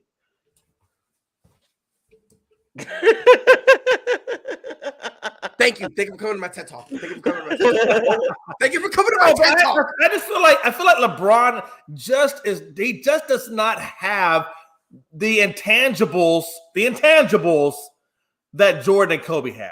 He just doesn't have that. Is that killer mentality in terms of It's not even just the killer mentality. He just doesn't have the developmental mentality. He doesn't have the accountability mentality. There's a lot of intangibles that he don't have. He does not hold his players. He does not hold the guys on his team that he built. What? Wait a minute. Yes, he doesn't. He does. No, and I'll tell you why. When Frank Vogel threw When Frank Vogel, through the support of Magic Johnson and Laker ownership, benched Westbrook, he came out and said, "I don't believe that. I don't believe that. I don't support that." And you're gonna tell me he holds them accountable? Get the F out of here. And that's put a pause on the L half word. But Jay, you just said that's just one example. One of many probably that are out there that we don't know about. He held Dwayne Wade accountable when he was in Miami. Same with Chris Bosh, Mario Chalmers. He held Ray Allen accountable. He held a lot of guys on that team accountable. Okay? Before that, his first thing, hold on. To do so. After he got the okay from Dwayne Wade to do so. No, because the first year he deferred to Dwayne Wade. The first year it was rough, and then LeBron started holding guys accountable after that, including Dwayne Wade. They had a talk in the locker room, and Dwayne Wade said, "Look, everybody, listen to LeBron now." That's not what happened. Go ahead. As I was saying, before in Cleveland, in his first day, he held everybody accountable. Every single dude on that roster he held accountable. He went back to Cleveland. He held everybody accountable. He held them accountable. And this is the funny thing. You guys call him Le GM, but if he's not holding guys accountable, why would he want them to be traded? No, I call him GM Bron. Okay. If the guys he's playing with, if he's not holding them accountable, why would he then? Oh no! Look. Why would he be traded? I tell you like this. Hey, LeBron will trade you. He will trade you. Ask Kuzma. Ask why? Because you're not living. Because you're not up to the expectation, correct? Right? No. So he would trade you because you're not up to the expectation, correct? Look, let's end this because even when we talk about the GOAT discussion, I don't want to look like I'm throwing LeBron under the bus. You are though, because he's a great player. He's a generational player. He is a once in a lifetime type player. I'm waiting for that but. So no, it's no but. When you're talking about who you prefer as the top dog, is gonna always come off as if you're throwing that other player under the bus. And I don't want our audience to feel like we don't think that LeBron is that dude. LeBron is that dude. You know what I mean? He's the dude of this generation. Let's leave it at that. And I agree with that. Timeline of basketball, he runs it. Right, and I agree that Rob. That's probably the best point I think has been made, and I agree 100%. And I do think that, like to Rob's point, he is a generational guy. The problem is we're trying to compare generational people against generational people. Yeah, and it is hard to do that because it's hard. This is Pride's generation, and I don't want to insult Pride's generation. So Pride, I'm not going to be mean to you no more. So please don't be mad at me, okay? Please don't keep me up with stuff. Hey, you got to admit it, man. You know what I mean? Just what he's done, you know, and it's amazing that when he leaves a team that was just in the finals, they are nothing when he's gone, like nothing. Like they don't even have winning records. They could barely get double-digit wins. It's amazing what that guy can do. So, you know, when I say killer instinct, I saw the Kobe's of the world. It's like I saw when he saw a certain defender on him, he took it disrespectfully. Like, you know, I'm gonna put 40 on this dude, right? Like, you really gonna put him on me? So it's like, you know, it's just different cloths. Like you got your Larry Birds, your Michael Jordans, your Kobe's that were just straight savages on the court. And then you got your your Magic Johnsons, your LeBron James, you know, the nice guys, you know, that got that $1 million smile. Then you got your wolves in sheep clothing like Isaiah Thomas, that he comes off as a nice guy, but he's a demon. He's a savage. Like he'll be on that with you if he has to. So, you know, let's just be lucky we got to see some great talent so far. Hey, you're not lying. Played on that hard, man. Have we not seen good basketball? I mean, really, I literally have seen Jordan to Kobe to LeBron, and I'm telling you, man, it's amazing to watch all of it. It's crazy. I know Okay, Prime fine. wants to say We are something. now He's over there successfully holding come his back breath. to a happy medium. Hey. Let's move on to another topic before we go say something crazy. I'm not Hey. saying nothing crazy. Hey, Brian, I'm gonna show. I know because I know LeBron, your boy. You know what I mean? And everybody has No. Everybody has Oh, their Rob, there you preference. went, Rob. Rob, we Rob. headed to a happy medium. I'm gonna tell you I this right now, prefer Rob. I'm gonna tell Kobe. you this You right now, prefer Rob. LeBron. There's nothing say wrong with that. No, I'm gonna tell you this right now, Rob. When it comes to me, there's no such thing as a happy medium. There's no such thing. There's no such thing. Okay. So you hate LeBron. Okay. I love LeBron. You stay over there. Hey, I I am. over here. I'm And stay always over there gonna be with on the Jay. side of Kobe. Jay, you stay over there with Rob. Me and Bron are chilling here. You feel me? We go have lunch and we go Well, talk good, about because how you and wrong Brock you can guys are. chill in the subpar land when the Lakers don't make it to the finals, and you can be on the couch with LeBron.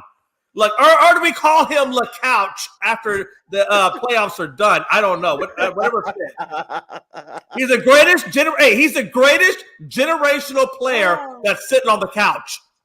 Jordan was never sitting on the couch. Jordan was never sitting on the couch. I'm not entertaining this.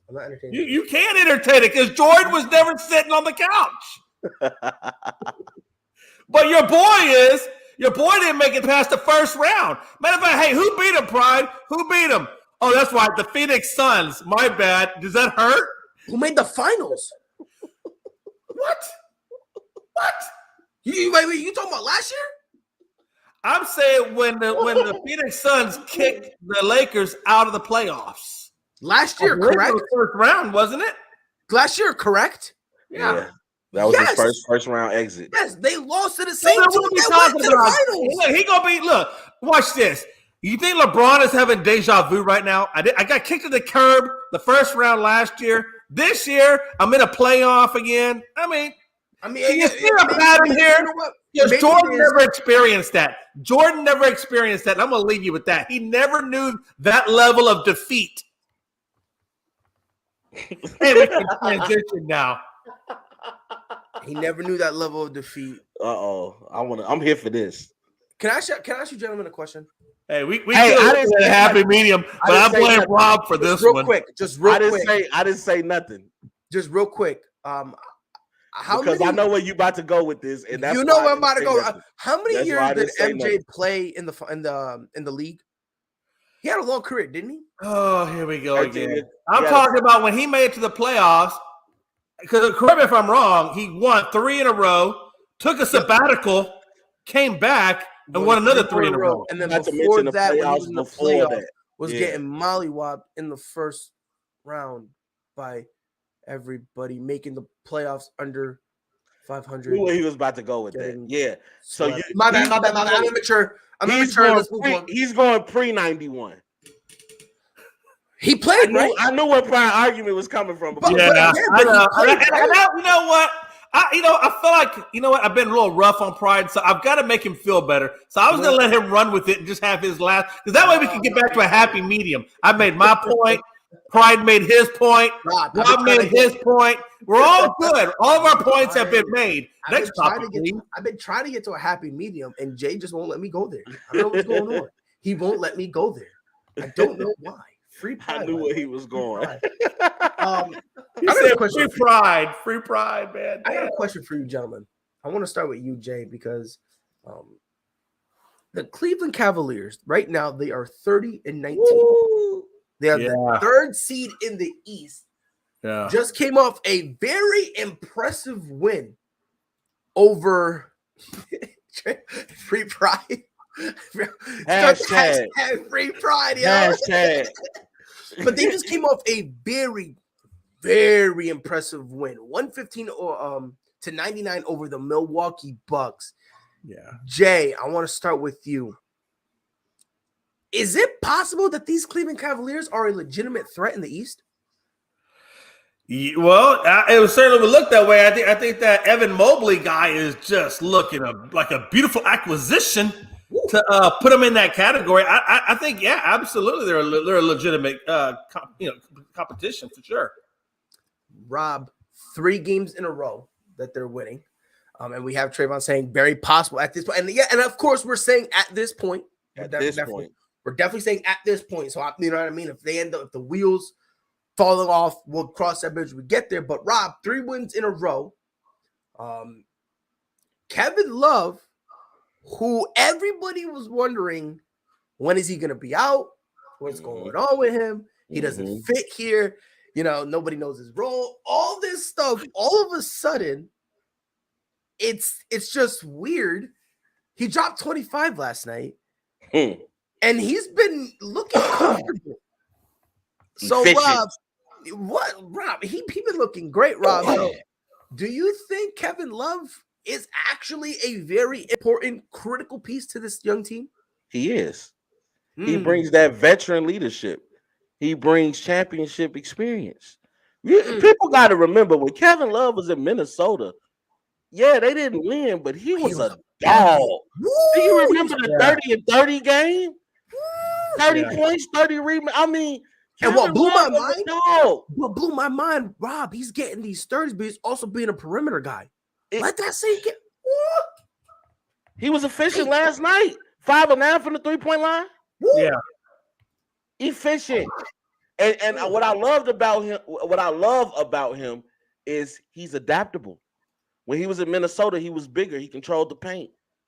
He gets to Cleveland with LeBron, he gets smaller because he understands I'm going to have a perimeter game now. I have to clear the paint to give them space. And then I think what it is that a lot of people don't talk about, and Jay was about to touch on it, if you look at the Evan Mobleys of the world, these young boys are giving him inspiration. Yes. We see that they're playing. Did you just see the picture of him and Garland smiling at each other? Fun. He's having fun again. Do you think that when he went from Minnesota to Cleveland and he got there with Bron and whatnot, do you think that he just wasn't a good fit in that particular style of offense that they were running with Bron and them? I mean, well, we can't say that. Odd man out. We can't say that because they won. Yeah. That's why I'm just asking. Cleveland won. I think what it was is when Kevin Love went to go play with LeBron, the game became a business to him. Yes. It became a business. It was no longer basketball. It was correct. Old man, LeBron is on my team. Look at these expectations. There was media that was in Cleveland that was never in Cleveland before. They were on national televised games. The spotlight was on them. And to Rob's point, remember, in Minnesota, they weren't getting those many games like that anyway. You know what I mean? They were getting the occasional game. And let's be fair, the reason most of the games that they got on national television wasn't because of how great they were. It was if they were playing the Celtics, correct, the Lakers, who their opponent was. If they were playing a very great team, that's really what it was. Especially later in his tenure, OKC. That's really where all these games were really being televised. So and to that point, that's why Cleveland is so under the radar, because they're not getting national televised coverage. Nope. So they're not. If you're a casual basketball fan, you don't know what the Cleveland Cavaliers are doing. Cleveland hasn't been relevant since LeBron left. So now you look up and people are like, wait, Cleveland's in third place? Yes. If you paid attention to the drafts, if you paid attention to the trades, they're developing these young players. Yes. Look at Garland. Look at Jared Allen, a reject from the Brooklyn Nets. Come on. I told people when they let go of Jared Allen, I was like, yo, they're going to regret it. Because Allen, he's a dog. You can bang on him 15 times and he'll jump with you 16. He is a dog. And Trayvon says Sexton is coming back. My only concern is, are they still going to try to trade him? Who, Colin Sexton? Yeah. I don't know if you knew. Might as well. They were works without him. Because they wanted to go. They wanted to just have Garland be their guy. It works without him. I like Garland, and I think something that's going to go underrated is that they got Rajon Rondo, who can train Garland to understand the game. And I think Rajon Rondo is at a point in his career now. He's done his time in the NBA. He understands I'm not going to get the minutes like that. My body probably can't take the pounding. But we're talking about a guy who won a ring with the Boston Celtics and the Los Angeles Lakers. And that's true. And by the way, Trayvon said, and I kind of agree with Trayvon here. I like Garland, but Colin Sexton is a. I wanted No, to see Colin them Sexton together. is a problem. Yeah. But I wanted to see them together. I as really a, did. As a GM, if we can go get some more talent to add to this already young roster, and I got a piece like Colin Sexton, and I've seen that my team can win without him, he becomes a very valuable piece to put on the market, doesn't he? That's To an true. extent, because what are you gonna get though? You can get something for Colin Sexton, a great young player who's kind of already getting that injury bug out the way. He's a valuable piece. Hold on, and yo, Trey, hear me out here, Trey. Hear me out. Rob and Jay, this is also for you guys. Colin Sexton, THT? Question mark? Question mark? I would go for something more. I would go for something more. I would too. I don't go more. Yeah, I need a little more because THT is, and I love THTs from my hometown. But THT has been very inconsistent this season. That's what I'm saying. If you put him here, not only do you, because again, there's really no pressure in him trying to be a winner. Now it's just developing. You know what I mean? So now that I gotta be legitimate now pressure, that's now gone. You now have two guys, a guy in Rondo who before he left was already trying to mentor THT. And you got another guy in Kevin Love who is showing you I can mentor kids. Look at them. And on top of that, when you put him in there, you are now making him play to his strengths instead of just him having to be out there and carry a massive load. I think THT going to a place like Cleveland where there's some expectations, so he can't be a bum.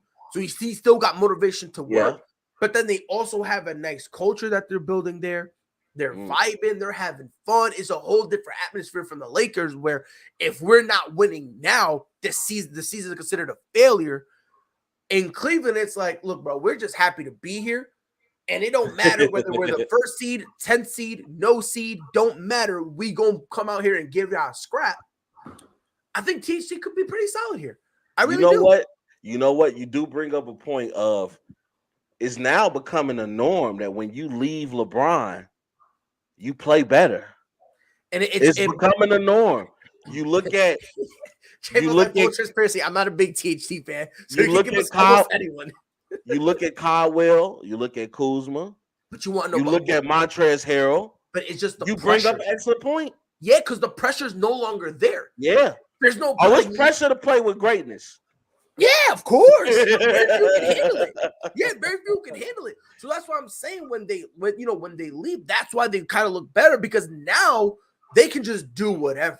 They can now play more. Look at Lonzo Ball. Well, Lonzo Ball is different. That was a little different. He different, ain't he? Yeah, because when you're cloud. No, because when he left, he had to kind of just revamp his game. That was more along the lines of no matter who, even if it wasn't Bron, I don't think the Lakers were going to keep him. Yeah. I think he was going to end up leaving. And I think he was going to have to leave anyway to revamp his game, to change his style, to be, a little more aggressive at times, because there were times where he had a wide open shot and he wouldn't shoot it. Yeah, he was nervous. Yeah. Now I think for Lonzo, leaving the Lakers was a really good thing for him, even though it's, because it really allowed him to mature and become better. I think. And to Trey's point, remember, his dad was hyping him up the whole time. Bro, his dad had him so hyped up. I mean, Magic didn't help though. Remember, I'm not going to take this LeVar bashing. You said what, Rob? I'm not taking LeVar bashing. Shout out to him. Because those brothers know we're not how to saying ball. he's a bad dad or nothing, but he put a lot of pressure on his son when he's saying, my son's better than Curry. And he's he was out of pocket with that statement. When you're saying stuff like that, you're putting a lot of pressure on your son, not only to back it up, but then everyone's going to league is going to come at you. But then Magic, this is the part people don't talk about. Remember when they first got him, they said they were going to raise Lonzo's jersey in the rafters. In the rafters, man. Magic said, yo, save some records for me. Like, all that stuff. I don't know what they were saying because Lonzo was good in college, but I wasn't seeing that. I don't know what it was. I don't know what it was about Lonzo Ball that was so captivating. Maybe his dad's marketing. I just don't know, but I didn't see that. But I do love. Yep. And this one perfect. What Lonzo does for my Chicago Bulls, he's You'll valuable. take it. And again, I'm here for Lonzo. And to this point, like to the point of this of Trey's comment, Lonzo needed to grow in his own way. He needed to be able to see what do I need to do? How do I want to play? Because we gotta remember, just however you play in college doesn't necessarily mean it's going to translate beautifully to the big stage. Ain't that the truth? That doesn't always happen. So sometimes when you go, you kind of got to see, all right, what works, what doesn't. You know what I mean? Like he needed to do that. So they didn't want him to do that. Look at Grayson Allen. Like, all right, go be transcendental and be transcendental now. Yeah. And with all that pressure, it's like, I'm not ready to be transcendental. I need a few more years to figure it out. You know what I mean? Like for every superstar that comes in and just takes the league by storm, there's another kid who comes in and is a star, and people want him to be a superstar, but he just needs a little bit of time. He just needs like a couple years just so that way he can get more comfortable. He can figure it out, play his style, and all that stuff. So then, boom, to your point, Rob. Now look at him in Chicago, and he's balling out, and you can just see him feel it when he like halfway through his tenure in New Orleans. You can tell he felt a little more comfortable. Yeah, he was feeling all right. He was feeling solid, right? Now go to Chicago. That's I don't know who that is. I don't know. That's not Lonzo, because Lonzo was that kid in that's Zoe. What happened, Rob? That ain't Lonzo. That's Zoe. Lonzo was a dude in LA who always looked nervous, who Pat Bev was getting in his head, getting in his own head. Well, you know, Pat Bev wear the black Air Force Ones. You don't want to mess with nobody that wear black Air Force Ones. Bro, come on now. Pat Bev get beat up all the time. Let's just keep it above. Hey. He get beat up. Let me tell you something. He from here. He like that for real. Like that's not an act. He get beat up for real. I know. Hey, but you gotta admire a dude that comes back even after an ass whooping. No. Hey, if you get back up, Rob, and you still talk mess. No, Rob, after the 5th time, you're insane, and we got to put you in an asylum, my G. That's what I'm saying. He's crazy, dude. No, but not a good crazy. Not a crazy that like, oh, don't mess with me. It's a crazy that makes people want to beat you up even more, dog. Like, I love Pat Bev, man. I don't know what it is, man. I'm like, this dude got issues for real. He do. He do. So there's you know what? The All-Star game's coming up. Yes, it is.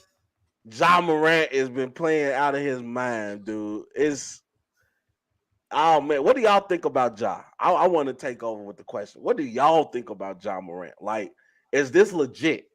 I think his ceiling is so freaking stupidly high that where he can go, honestly, is just beyond. And I really thought Luka was going to be the face of the NBA, but I don't know, man. Now that I kind of see where Ja is kind of coming from and where he's surfacing, oh man, dude. I mean, it's ridiculous. It's crazy, right? What about you, Pratt? Is this legit?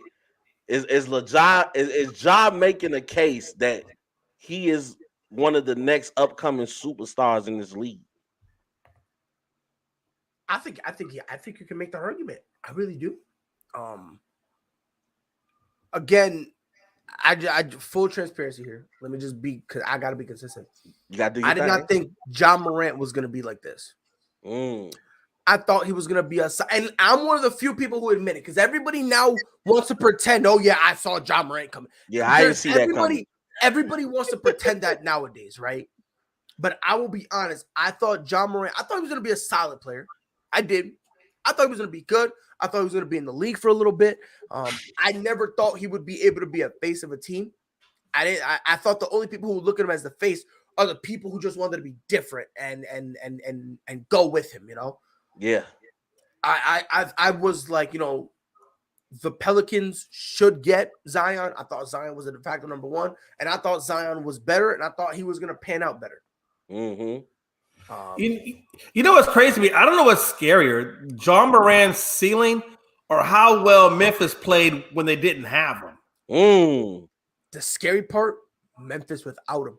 it That's is. the scary part. That's a culture thing. That's That's a culture thing. They Yeah. play tough. That Memphis team plays tough.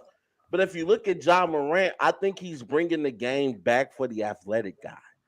Like, I think it started losing a little bit of, you'll get more excited to see somebody shoot a three now, nowadays. But when you see John Morant, when you see the way that he can elevate over people, he's bringing that excitement back for dunkers, for guys that just have stupid athleticism.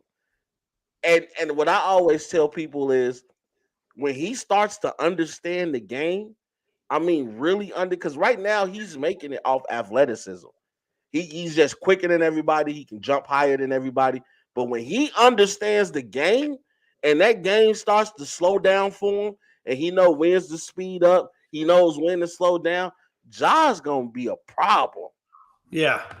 He's going to be a real problem. I love that Memphis Grizzlies team. And in the playoffs, you got to remember, they have everything. They have height. They have athleticism. They have shooting. And then you have a guy like Ja who can take over.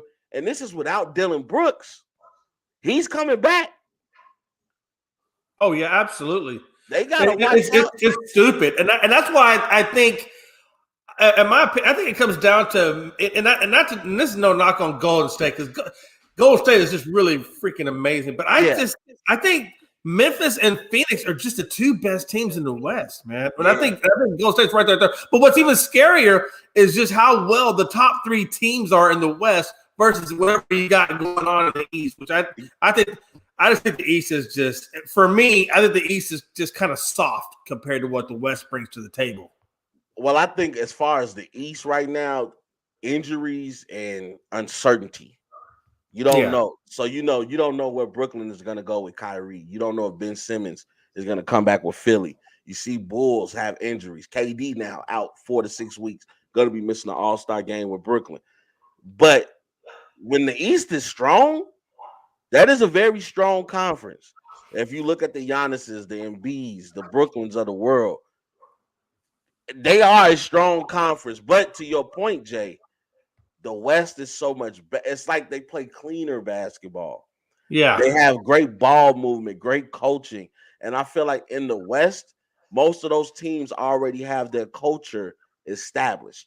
Like, there's a culture in Golden State. There's a culture in Memphis. Even though Memphis is now just getting back to the playoff scene, they had that culture established when it was Zebo and Mark Gasol there.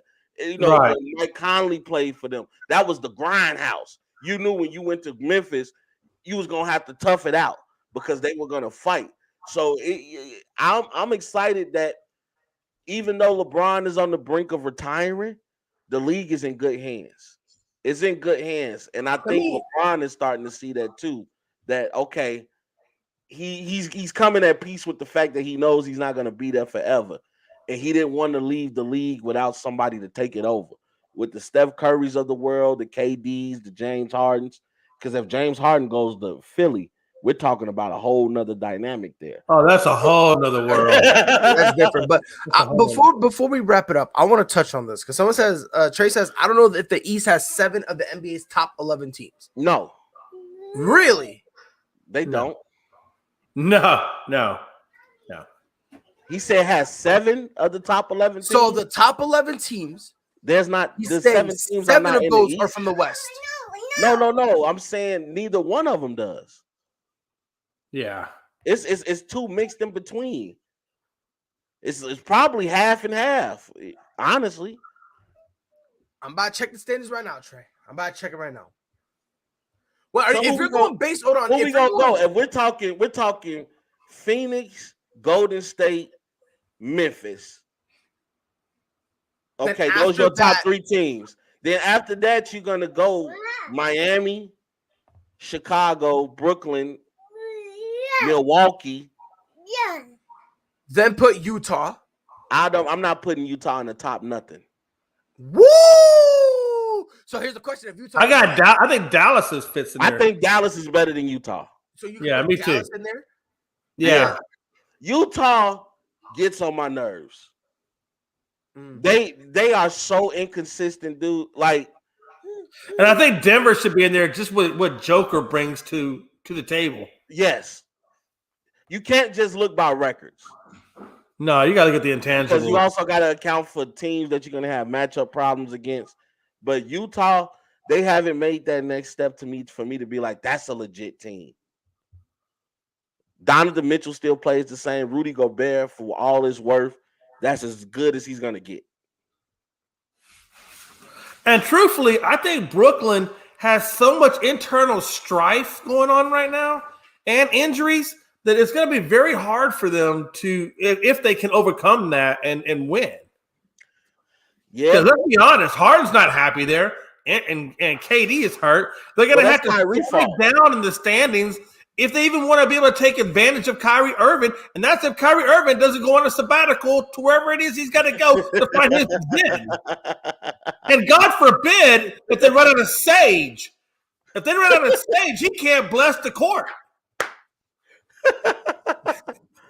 Hey, Pride working on the mic. Don't worry, Pride. We got you, bro. We holding it down for you. But and that's why I'm thinking. I just feel like they have too many injuries, too much strife, and I'm not. I guess to be honest with you, I'm not a full 100% believer in the Chicago Bulls. I don't know. There's something there that I just don't have 100% belief in.